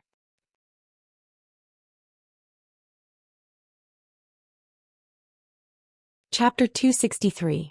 You're going to hand me over? Junko was surprised. That's right. Back then those assassins came for you. I just happened to pass by. If we want to compromise, of course we will hand you over to the Japanese. I was wondering how you offended them. Looks like they won't give up until they catch you. Yang Qindong asked curiously. He didn't mention that Junko was the princess of Japan. He wanted to see how long she could hide it. When she heard Yang Qindong say that the Great Ming was not only prepared to compromise, but also wanted to hand her over, Junko's face turned pale. No, they hate my family. Once they catch me they will kill me. As she spoke, Junko had already walked to Yang Qindong's side. She reached out and grabbed his arm. Her eyes were filled with a pitiful look. Don't, I will faint if you continue like this. The two of them were very close to each other. Yang Qindong could already smell the fragrance of Junko's body. He enjoyed the feeling very much, but he still said, you don't have to be too anxious. What I'm saying is just the opinion of some of the ministers. Some of them think that we shouldn't compromise with Japan. If they want to cause trouble for us, we'll open up the Forbidden Sea and send an army to Japan. We'll teach them a lesson and let them know who they can't afford to provoke. When Yang Qindong said her father's name, Junko's face changed. No. The emperor will not make trouble for the Great Ming. There must be some villains behind this. You must investigate this thoroughly. How do you know that the emperor won't make trouble for the Great Ming? You are not a member of the imperial family. Yang Qindong asked with a surprised expression. When Junko heard these words, she couldn't help but open her mouth to defend herself.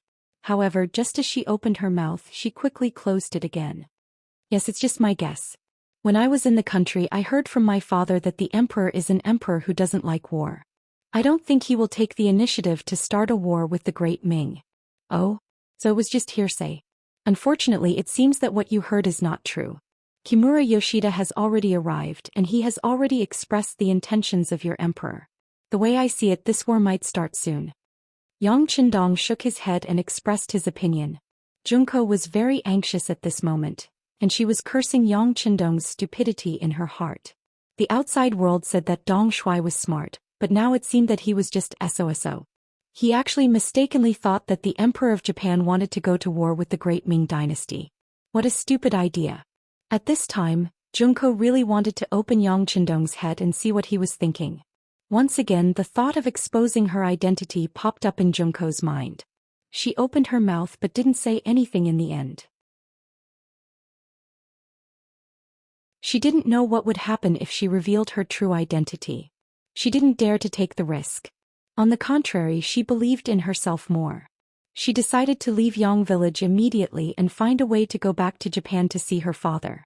Kimura Yoshida's coming to the Great Ming Dynasty was simply a conspiracy to overthrow the royal family.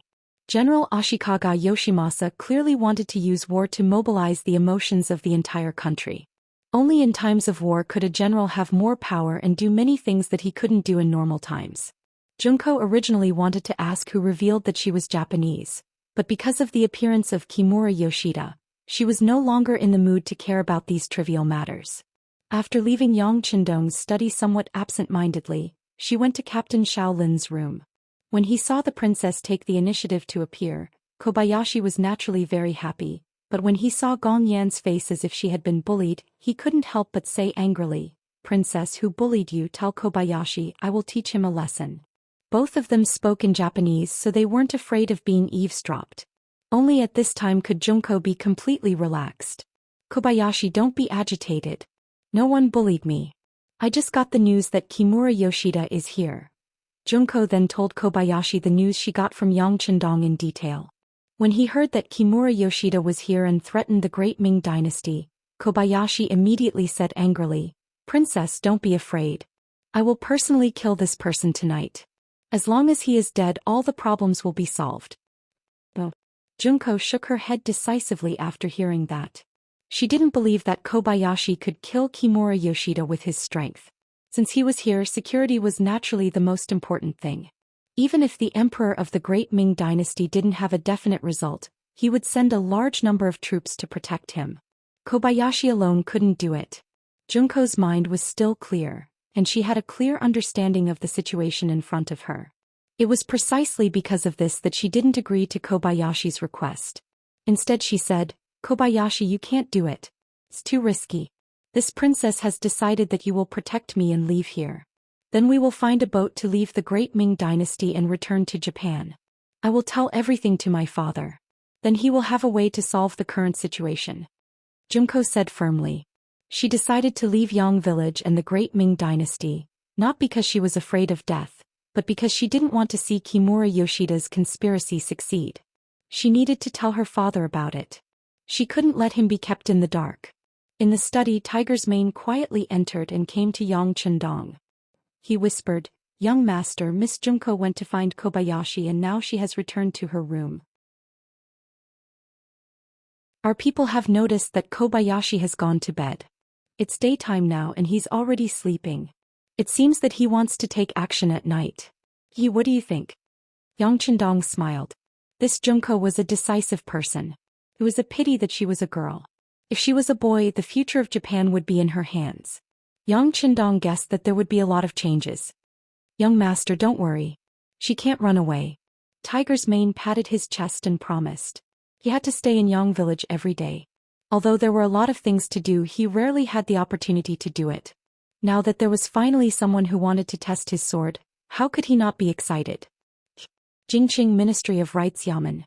Kimura Yoshida, who was not tall and had a standard Japanese beard, walked out of the Ministry of Rites Yamen accompanied by Ikegami. As he walked, he grumbled. It could be seen that he was very angry at this moment. "Kimura-kun, please calm down. The Ministry of Rites' attitude has always been bad. All of this is related to the Duke of Loyalty." Ikegami saw the murderous look on Kimura's face.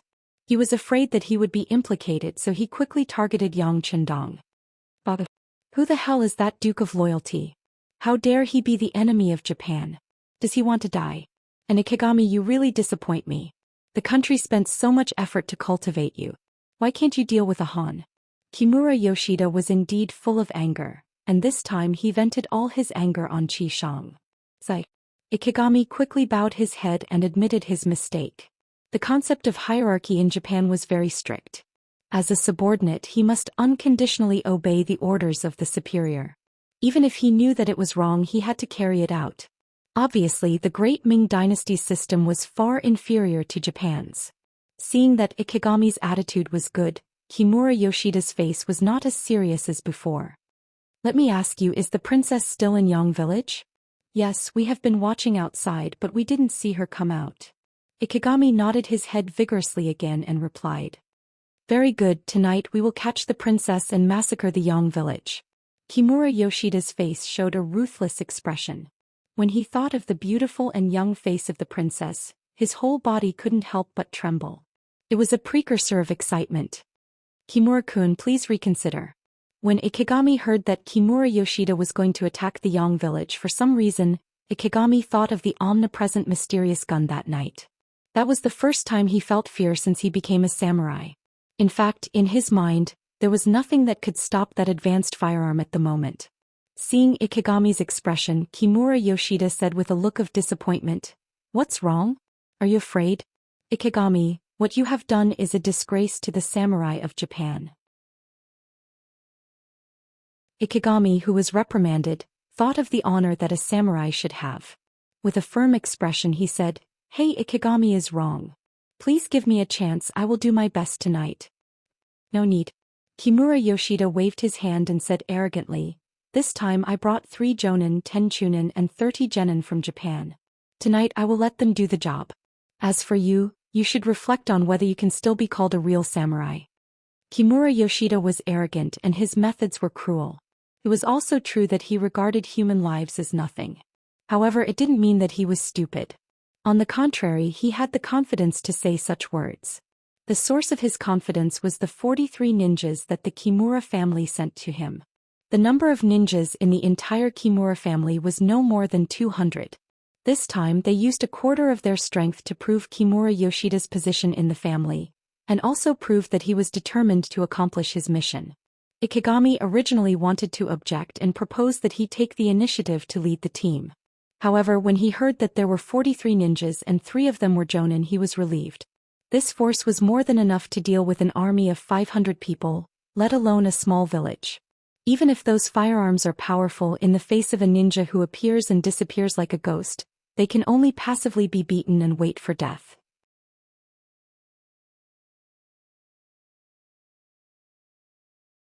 Chapter 264.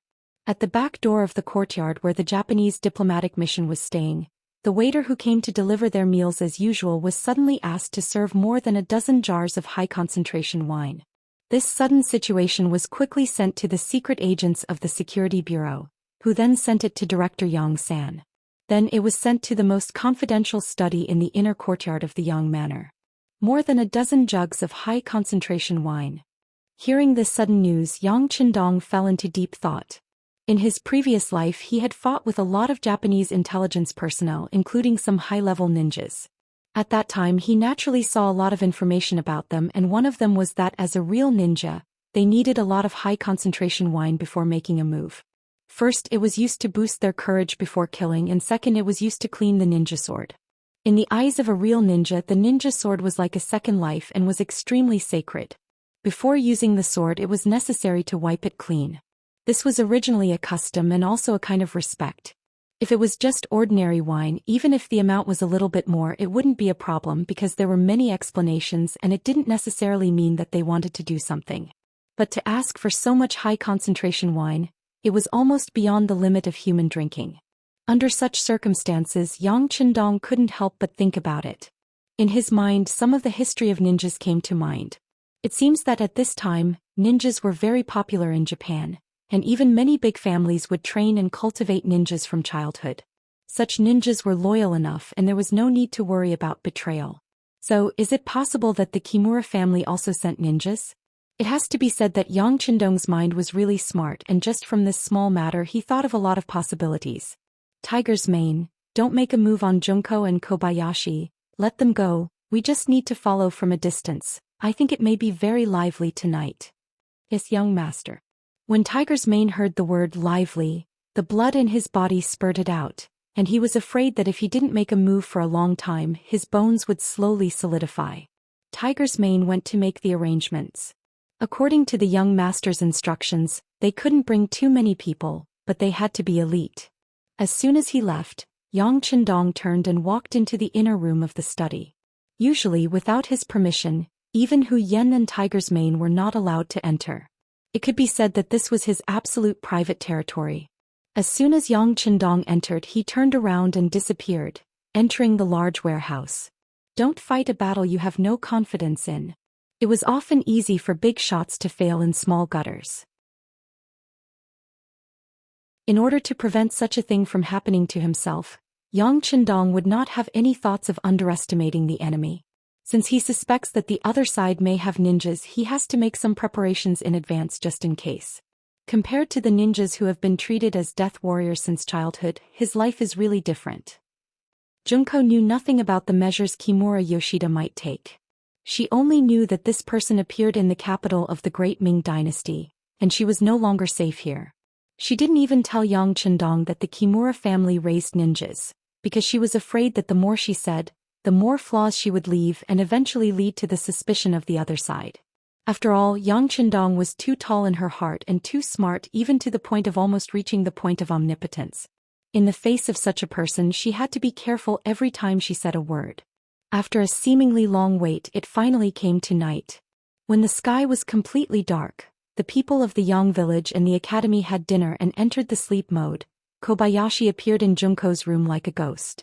"Ah, Kobayashi, you are here. Did anyone notice you?" Seeing Kobayashi suddenly appear in her room, Junko was surprised at first, and then asked with concern. "Your Highness, don't worry, no one noticed me. I have been here for so long and they no longer pay attention to me. Also, I have found a way to leave the village. There is a loophole when they change the defense. As long as we seize the right time, we can leave without anyone noticing," Kobayashi said confidently. But what he didn't know was that the so-called loophole was left by Yang Chendong early in the morning.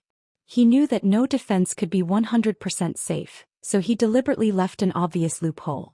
Instead of letting the opponent deliberately find the loophole, it was better to directly give him a ready-made one, so that the opponent would not have other ideas. Although Junko was smart, she knew too little about these military matters, so she chose to completely trust Kobayashi. "Well, Kobayashi, then let's leave." "Yes, Your Highness, please follow me. In a while, in order to increase our speed, Kobayashi may have to do something outside the rules." When saying these words, Kobayashi's face instinctively turned red. The so-called violation of the rules naturally referred to some necessary physical contact between the two of them. In order to leave here, Junko didn't care so much and immediately nodded. "Well, I will listen to Kobayashi's arrangement." After the agreement, the two people appeared in the dark like two leopard cats, and then passed through several courtyards. Sometimes Kobayashi reached out and held Junko's slender waist and ran quickly with her. In this way, after about a quarter of an hour, the two people walked out of the outer courtyard of the Xianxia village and came to the outside desolate land. At this time it was spring. Although there were some grass, it was not very tall and was not enough to cover their bodies, especially at night when the wind blew. It made Junko shiver. "Princess, are you okay?" When Kobayashi saw Junko's body shiver, he instinctively asked with concern. "I'm fine, let's leave here quickly." Junko clenched her teeth and shook her head. She only had one thought in her mind, and that was to inform Father Emperor about Kimura Yoshida's appearance in the Great Ming Dynasty, and for this purpose, it was just a little cold. What was it?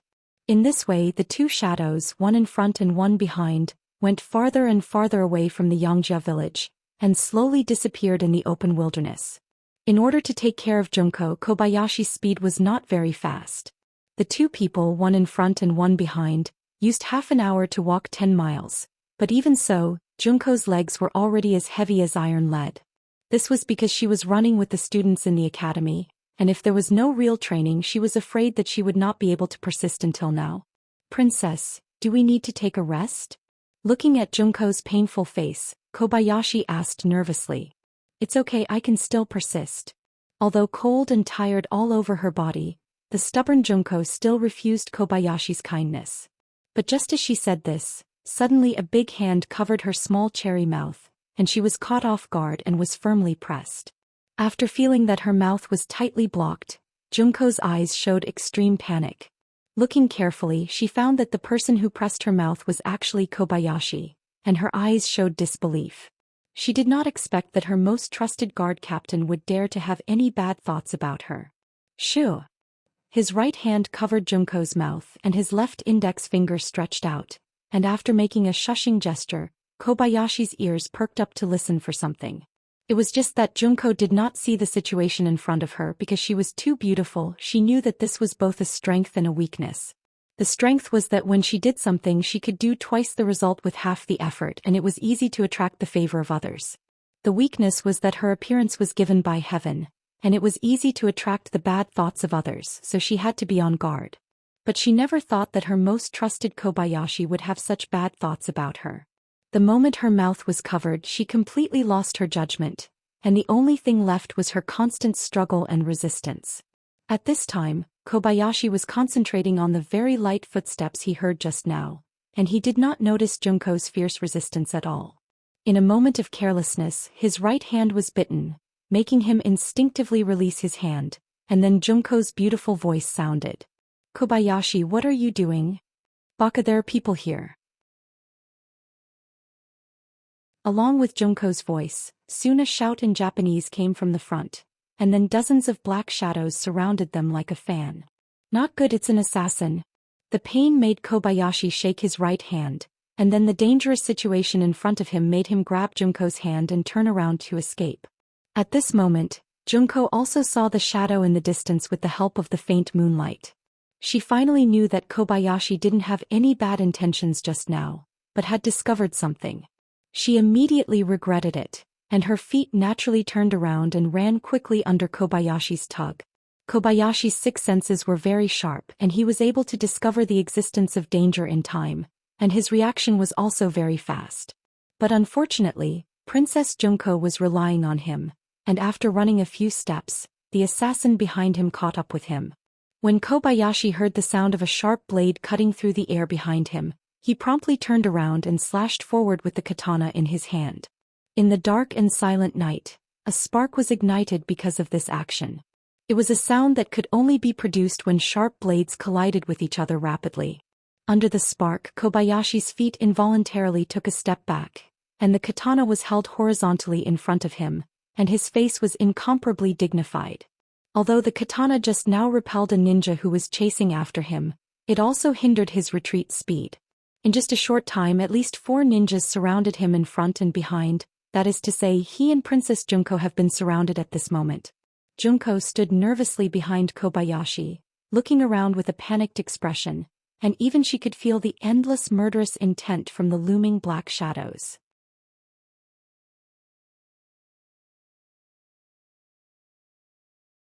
Chapter 265. Kobayashi, are we unable to escape? Junko's voice was filled with despair. Princess, don't worry. As long as Kobayashi is alive, I will never let anyone hurt you. Kobayashi didn't answer the question directly, but said with determination. Well, maybe this is the will of God. Kobayashi, you don't have to worry about me. If possible, just kill your way out and tell my father the news. Junko's voice suddenly had a hint of indifference and relief. Ever since she was born, all she saw was her father sighing. From then on, she swore to herself that she would grow up quickly and help her father. After so many years, she had been working hard for this goal. But in the end, she was still a woman. Although she was beautiful, she didn't have any effect on the overall situation. Now she was finally going to die. Perhaps this was the best explanation she could give to her father. A sharp dagger suddenly appeared in Junko's right hand. This was her self-defense weapon, but at the critical moment, it was also a suicide weapon. Even if she died, she wanted to die cleanly. She couldn't let other men sully her body. Princess, don't. Seeing Junko even took out a dagger, Kobayashi's face showed a strong struggle. Kobayashi, don't say any more. Even if I die, I won't let others have me. You don't have to worry about me. Just rush out. That way I can die in peace. Junko seemed to want to let Kobayashi rest assured. She decided to end her life in advance. While speaking, the dagger was already moving towards her neck. The dagger was a gift from the Japanese imperial family. It was one of the tributes sent by others. Naturally, there was no problem with its sharpness. As long as she moved it towards her neck, everything would be over. At this moment, there was a trace of a smile on Junko's face. She seemed to have seen the beautiful door of heaven open, and the angel was waving to her. Bang! Just as the dagger was about to reach his neck, when the distance was less than 10 centimeters, a crisp gunshot rang out. It was so crisp and ear-splitting in this silent night. After the gunshot, the dagger was directly hit. The powerful impact directly shook Junko's right hand, and the dagger naturally fell to the ground. You are my people. This young master didn't agree, so you can't die. Along with the gunshot, a masculine voice sounded. And from the direction of the voice, a group of mercenaries holding torches appeared behind Junko and Kobayashi. It's the East Commander. Upon hearing this voice and seeing this scene, Kobayashi couldn't help but exclaim. In the past, he hated Yang Chendong very much because this person had stolen the heart of his goddess. If it wasn't for his lack of strength, he would have assassinated Yang Chendong long ago. But now his thoughts were completely different. At this moment, Yang Chendong's appearance was undoubtedly a savior who could save his goddess from the hands of death. Even Kobayashi was so excited, let alone Junko. The dagger fell to the ground and her palm was bleeding. All of this could no longer attract Junko's attention. There was only one sentence in her mind. You are my people. This young master didn't agree, so you can't die. What does he mean? What does he mean by I am his people? Isn't he worried about my identity as a Japanese? The other men of the great Ming dynasty avoided her. Does he dare to face the difficulties head-on? What is he thinking? During the day her identity was made public, and Junko's image and status in the Yang family academy fell by 1,000 miles. Those men of the great Ming dynasty who used to pursue her all expressed that they were thousands of miles away from her, which made Junko very sad. It also made her understand that with her identity, she could only marry the great Ming dynasty's royal family as a concubine and become a dispensable vase. But it was absolutely impossible for her to live with a man of the great Ming dynasty. Not for anything else but because she was a Japanese. At that time, under the relatively backward and feudal thinking, no man of the great Ming dynasty would dare to marry her. It was because she couldn't see any hope and knew that Kimura Yoshida was coming that she made the decision to leave the Yang family village. Although she was very happy living here, she would never belong here. But when she was disheartened, Yang Qindong said that she was his people, which made her originally dead heart burn again, as if she saw a new hope. At this moment Junko's heart was in a mess. At this moment of life and death, she was stunned as if she didn't know that she was on the verge of death. A gunshot broke the silence of the night and made the ninjas on the opposite side vigilant. Rush over and kill them.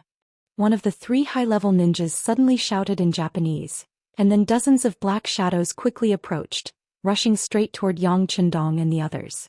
Shoot at will. Tiger's Mane, who was leading the team, saw the black shadows quickly approaching and decisively gave the order to attack. Following this voice, the sound of gunfire could be heard, drawing out a bright meteor as it rushed forward. Kobayashi, protect Miss Junko. Yang Qindong also shouted, and the pistol in his right hand shot a bright bullet forward. Kobayashi was shouted and immediately threw Junko to the ground, so that she wouldn't be disturbed by the stray bullets. As he fell to the ground, he looked up and saw the ninjas in black getting hit by bullets one after another. Blood splattered everywhere as they fell to the ground and died. This was the first time that Kobayashi saw the power of advanced firearms at such a close distance. When he saw that the ninjas, who were known as ghosts and ghosts, were so vulnerable, there was only panic and shock in his eyes.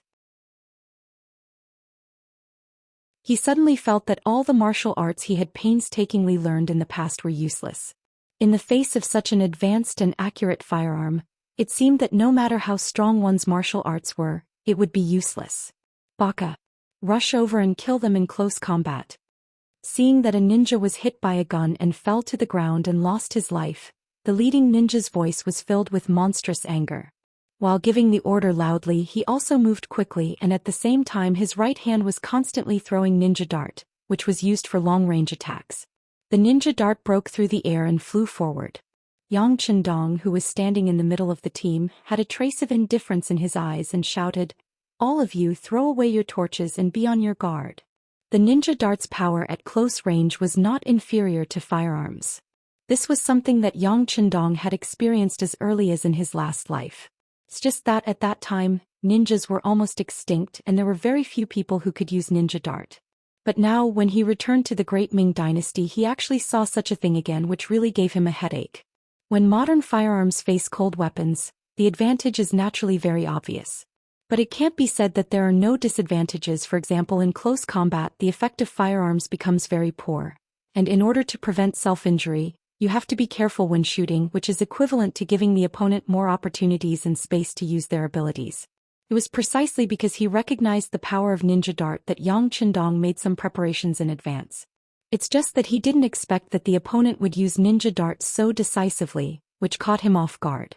After the shout, the well-trained Lung Feng soldiers threw out the torches in their hands, and the originally bright place suddenly turned into darkness. But this order was given a little too late, and there were still 4 or 5 muffled groans in the darkness. Needless to say, the Lung Feng soldiers were injured by the dart. This was the first time that the Lung Feng soldiers were injured during a mission.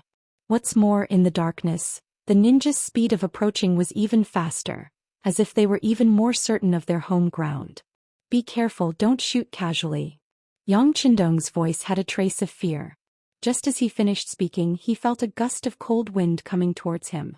Instinctively, he used his feet as an axis and his body quickly fell backward.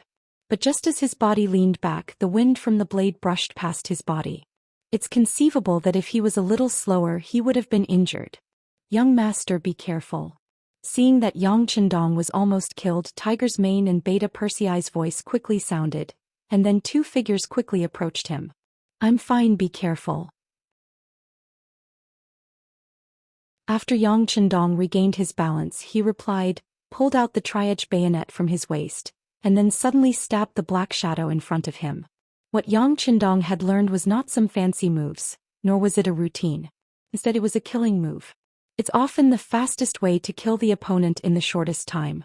At this moment he just instinctively attacked, and before the ninja on the opposite side could see what was going on, he was stabbed in the heart. The moment the tri-edge bayonet was pulled out, blood suddenly gushed out, and the ninja fell to the ground with a plop. Baka, let's attack together, don't leave a single one alive. The leader of the ninjas saw the scene of his subordinates being killed and roared with fire in his eyes. If they were just using firearms to kill them, he could still find a reason to do so. But the fact that the ninjas were so weak in close combat made him unable to bear it, and in a fit of anger he ordered all the ninjas to attack. Under this order, dozens of shadows rushed forward in the darkness. It can be seen that at this moment, the ninjas didn't hold anything back and all of them attacked.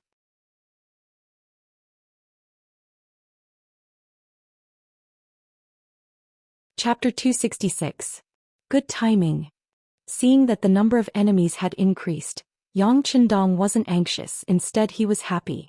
He seemed to have been waiting for this moment. Tiger's Mane used the flash bomb. As soon as the words fell, a dazzling pure white light flew into the air, and then the entire area was illuminated as if it was daytime. The sudden appearance of this light in the dark caught everyone off guard. The ninjas who were rushing over didn't even have time to react to what happened. They only saw the light in front of them, and in an instant they had a feeling of blindness. It was at this time, Qiu V's first guard team emerged from the layers of protection of Lung Feng. When they appeared, each of them held a 9mm assault rifle. The Type 95-5. 8mm light machine gun is the light machine gun of the Type 95 squad gun family. And the Type 95 automatic rifle formed the squad gun family, and now it is gradually being equipped to the army. The automatic parts of the gun family are all universal, and a large proportion of the parts are universal between rifles and light machine guns. The gun uses a holdless structure. The automatic mode is pneumatic type and the head rotates and locks. It can fire single and continuous shots. The ammunition is supplied with 30 rounds of plastic magazine and 75 rounds of rapid reloading drum. The mechanical aiming device is a keyhole type. It is equipped with a muzzle device to reduce noise and flame. Caliber, 5.8 mm. Muzzle speed, 970 meters per second. Gun weight, 395 kilograms. Gun length, 840 millimeters. Bullet capacity, 75. Effective range, 600 m. The gun weighs 3.95 kilograms excluding the drum. The gun is 0.84 m long, the effective range is 600 m, and the gun is supplied with 75 rounds of ammunition. This is the killing weapon that Yang Chendong prepared after entering Daikra. As everyone knows, ninjas have always been very fast. They are so fast that when they run they can burst out the limit of the human body, and they can even create afterimages. Facing this kind of speed, it is very difficult to catch them just by relying on the Type 95 single shot. The flash bomb's element of surprise can indeed provide a suitable opportunity for Lung Feng to make his move. But if he doesn't grasp it well, this kind of opportunity will be wasted. The enemy will be prepared and it will be even more difficult to achieve the element of surprise. Yang Chendong was thinking about how to seize the opportunity when there was one. Therefore, Class 95's machine gun was brought out. It had 75 bullets and a firing speed of nearly 1,000 meters per second. Very few people could survive such a firearm. Therefore, the on-duty machine gun was taken out, and along with the sound of gunfire, a series of continuous gunshots rang out. The oncoming ninjas in black clothes were like wheat fields blown by a strong wind, like chives cut by a sharp knife, crazily falling to the ground. The instant they fell to the ground, blood burst out from their bodies. In the end, each and every one of them fell to the ground with an unwilling expression. Jenin and Chunin were caught off guard. None of them were spared. They became live targets and were shot to death. On the other hand, the three jonins reacted very quickly, and because they were hiding behind the other ninjas, when facing the machine gun fire, only one of them was hit and fell to the ground and died. The other two were lucky enough to survive, and at the same time, they rushed to Yang Chendong's location. This time they came to receive two missions. The first was to snatch the princess Kohara Junko. The second was to kill Yang Chendong, the Duke of Loyalty. Being surrounded by so many people, it was impossible to snatch the princess away. They could only try their best to complete the second mission, which was to kill Yang Chendong. Even if they died, it would be worth it. Kid, you're courting death. Seeing that the ninjas were still unwilling to give up and wanted to threaten the young master, Tiger's Mane and Beta Persei shouted respectively and faced the two ninjas. With them here, they would never allow anyone to harm the young master. Hu Mang took a few large steps forward and blocked a superior ninja. He pulled out the Ben Edge Army Thorn from his body and faced the ninja blade that also seemed to be sharp. The moment the two of them met, the sound of metal clashing could be heard. The other members of the Cold Front could only see dazzling lights and shadows. On the other side, Beta Persei also blocked another jonin with his strong and tall body. It's just that he was not used to using weapons. When facing the sharp ninja's sword, he could only take step by step back and look for the opponent's flaws to counterattack. After retreating 5 steps, Yang Air stretched out his long arm, wanting to take advantage of his long body to snatch the ninja sword from his opponent. But at this time the situation suddenly changed. The jonin who was in front of him suddenly disappeared without a trace. Ninjas were very fast, and this was the first time Yang Air came into contact with them, so when he found that his opponent was gone, he had a bad feeling in his heart, and the first thing he did was to look at his young master's position. And the worrying scene was playing out. The jonin who had just disappeared had already come in front of Yang Chendong and handed the ninja's sword forward. The blade with a cold intent went straight to Yang Chendong's chest. It was so fast that many people only saw the shadow of the blade.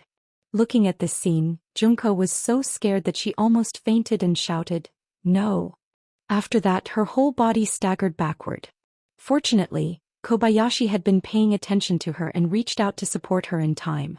She didn't fall to the ground and suffer any injuries. As for Yang Chendong, the sudden appearance of the blade went straight to his chest. His eyes suddenly narrowed, and then at the same time his body in an incredible way suddenly moved to the side, letting the tip of the ninja's sword brush past his clothes. If this scene was recorded, it would be surprising to find that the tip of the sword was only a millimeter away from Yang Chendong's clothes. After his body suddenly moved to the side and avoided the attack of the sword, Yang Chendong didn't even look at it and kicked it vigorously. This kick almost burst out with 80% of Yang Chendong's strength. This blow accurately kicked the blade of the ninja's sword. The powerful force made the ninja's arm numb, and then the ninja's sword was kicked into the air. Without a weapon in his hand, the ninja's momentum couldn't help but weaken. At this moment, Beta Persei finally arrived. He roared and rushed over, then without any scruples he used his huge body to hit the ninja's body. Bang! Under the powerful impact, the ninja's flexible but thin body flew upside down like a kite with a broken string. As he flew backwards, he spat out a mouthful of blood that splattered all over the ground. His body also turned into an arc and heavily fell to the ground. Young Master Beta Persei is guilty. His nearly 2-meter-tall body fell to the ground with a plop, kneeling in front of Yang Chendong, causing the ground to tremble as if it had been greatly shaken. Dong Shui, are you okay? Seeing that the situation seemed to be stable, Junko also broke away from Kobayashi's protection and hurriedly ran to Yang Chendong, then asked with concern, "I'm fine." Yang Chendong looked at Junko's bright and beautiful eyes and said. But just after he finished speaking, his eyes suddenly revealed a murderous aura, and then his body suddenly rotated, picking up Junko and dancing in the air. Junko was picked up, her feet were off the ground, and she felt as if her whole body was flying at this moment. And in the process of rotating, 3 shiny ninja darts were shot toward her body. Junko, who didn't understand why Yang Chendong suddenly picked her up, finally understood that this was the last attack launched by the fallen ninja. He wanted to kill her. As soon as this thought flashed through her mind, she clearly heard the feeling of the dart entering her body. Then she noticed that Yang Chendong, who was holding her, had a tight face and slightly wrinkled eyebrows. It was obvious that he was hit by the dart. Ah! Yang Qindong was hit by a dart in order to save her. At this moment, Junko couldn't stop her tears from flowing out. If it was Kobayashi who did this, she wouldn't feel the slightest bit surprised. Since he was a guard, he should be prepared to protect his master with his life. But the one who saved her was Yang Qindong, so she was moved to tears. He was the Dong Shui. He was the loyal and courageous duke of the great Ming dynasty. He was the youngest noble in the great Ming dynasty and also a newly risen noble. He had an uncountable amount of wealth, loyal and powerful subordinates, for beautiful wives who were loved by everyone. And why did he save her? He still had a great youth, he still had a bright future, and he didn't even have a descendant until now. How could he? As the princess of the Japanese royal family, she knows a lot about ninjas, even if she doesn't know them very well. Most of the ninja darts were stained with poison. Once thrown out, it would enter the body. Unless the antidote could be immediately obtained, otherwise, it would be a dead end. This was also the reason why ninjas were feared. Under normal circumstances, ninjas would complete certain death missions, and it was absolutely impossible for them to carry the antidote with them. In other words, Yang Qindong was hit by a ninja dart, and it was very likely that he wouldn't be able to survive. Junko's face was full of worry. After Yang Qindong's body trembled, he put her down. Immediately, Junko's shout rang in his ears. "No, you can't die. It's not worth it for you to do this for me." Junko, who was crying like a pear blossom, tightly hugged Yang Qindong's waist. She looked really pitiful. "It's a life, why isn't it worth it?" Yang Qindong looked at Junko's crying face and reached out his right hand to gently wipe her tears. "It's just not worth it. I'm just a woman and you have a great future. It's not worth sacrificing you to save you." Junko continued to cry.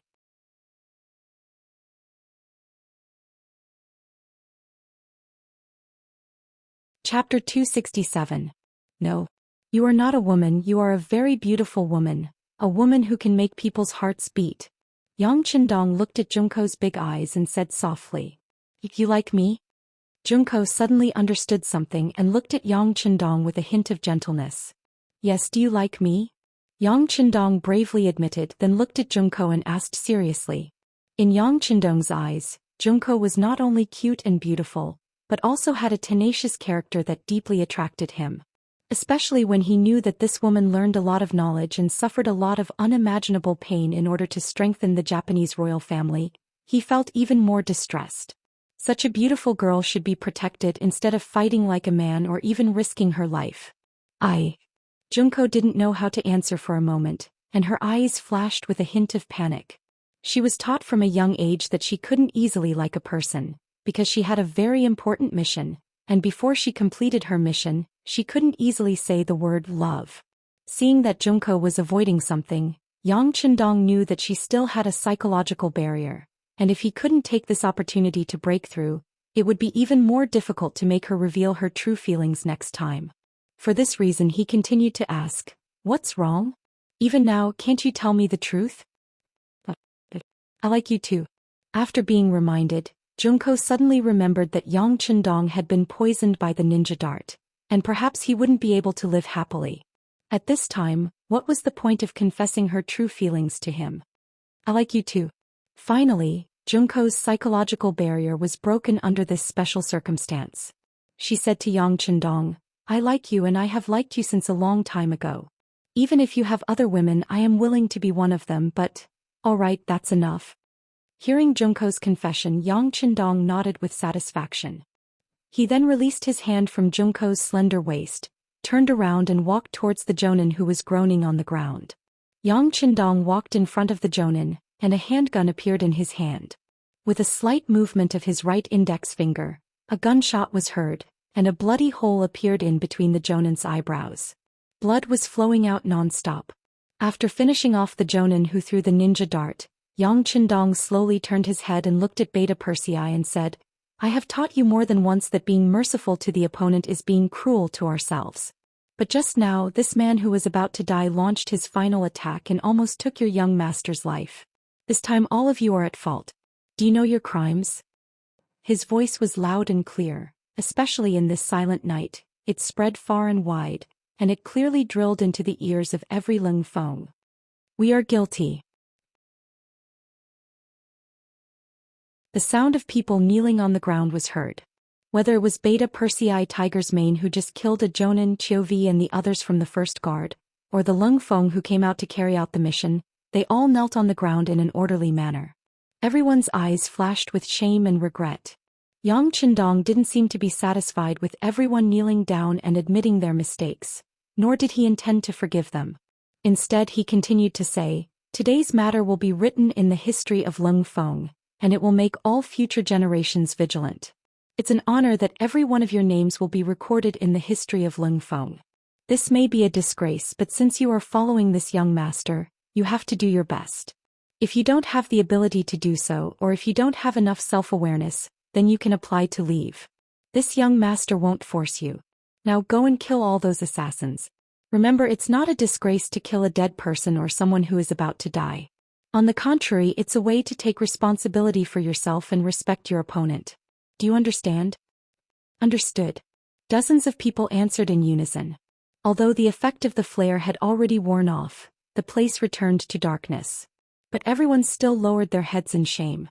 Today their names will be remembered by future generations and they will be written in the list of shame. This kind of action was equivalent to taking half of their lives. Some people even had the idea of not wanting to live anymore and wanted to die to show their loyalty. But in the end they didn't do so because everyone knew that running away was the behavior of the weak. The real strong weren't afraid of failure. They should face it head-on, then correct and become stronger. After being reprimanded, Tiger's Mane and others quickly took action, and all the ninjas who had been dead for a while on the ground were stabbed. All the corpses were almost poked at this moment, and the smell of blood filled the air for a while, but no one showed mercy or even sympathy. Everything was as the young master had said. Being merciful to the enemy was being cruel to oneself.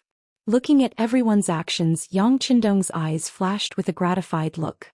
These people have been with him for a long time, and it was inevitable that they would become arrogant and willful. It was necessary to teach them a lesson at the right time. Not to mention, today's matter was really dangerous. If he hadn't been prepared in advance and wore a bulletproof vest, Yang Qindong's life would have been taken by the poisonous dart just now. Lung Feng's performance made Yang Qindong satisfied and relieved him. But Junko, who had just confessed, was still looking at Yang Qindong with an incredulous look. Perhaps she thought that this Dong Shui would die after being hit by the poison dart. That was why she was very surprised to see him talking so confidently as if nothing had happened. "What's wrong? Do you want something to happen to me?"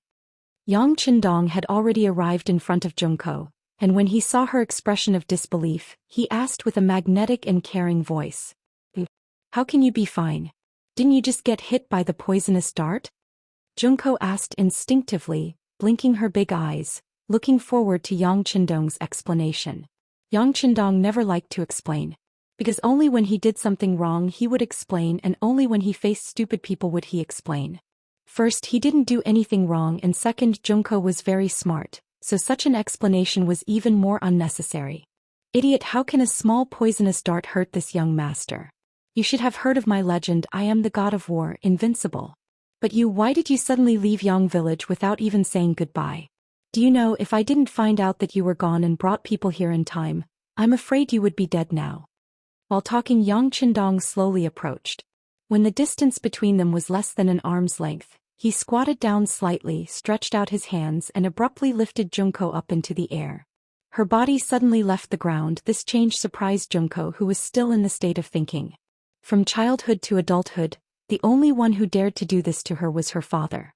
Now being carried by Yang Qindong, who was only a few years older than her and was also young, it would be strange if she didn't shout in surprise. Just as she shouted, before she could do anything to struggle, Yang Qindong's caring voice sounded in her ears. "It's so cold, but you're still wearing so little. Aren't you afraid of getting sick? Alright, my embrace is still warm. Now you just have to stay in there obediently." As soon as he finished speaking, Yang Qindong took large strides and turned around, heading in the direction of the Yang family manor. On both sides of him were Captain Chiovi and the members of the first guard squad. Such a scene, such an atmosphere made Junko, who originally wanted to struggle, forget everything. Because Yang Qindong's arms were so warm that she couldn't bear to leave. More importantly, she found that she actually liked this feeling, this temperature, this breath. Junko didn't make any struggle, letting Yang Chendong carry her to Yang village. Kobayashi, who was behind her, didn't have such good treatment. Beta Persei strode in front of him with a fierce face. Do you want to walk on your own or do you want me to carry you? I'll walk on my own.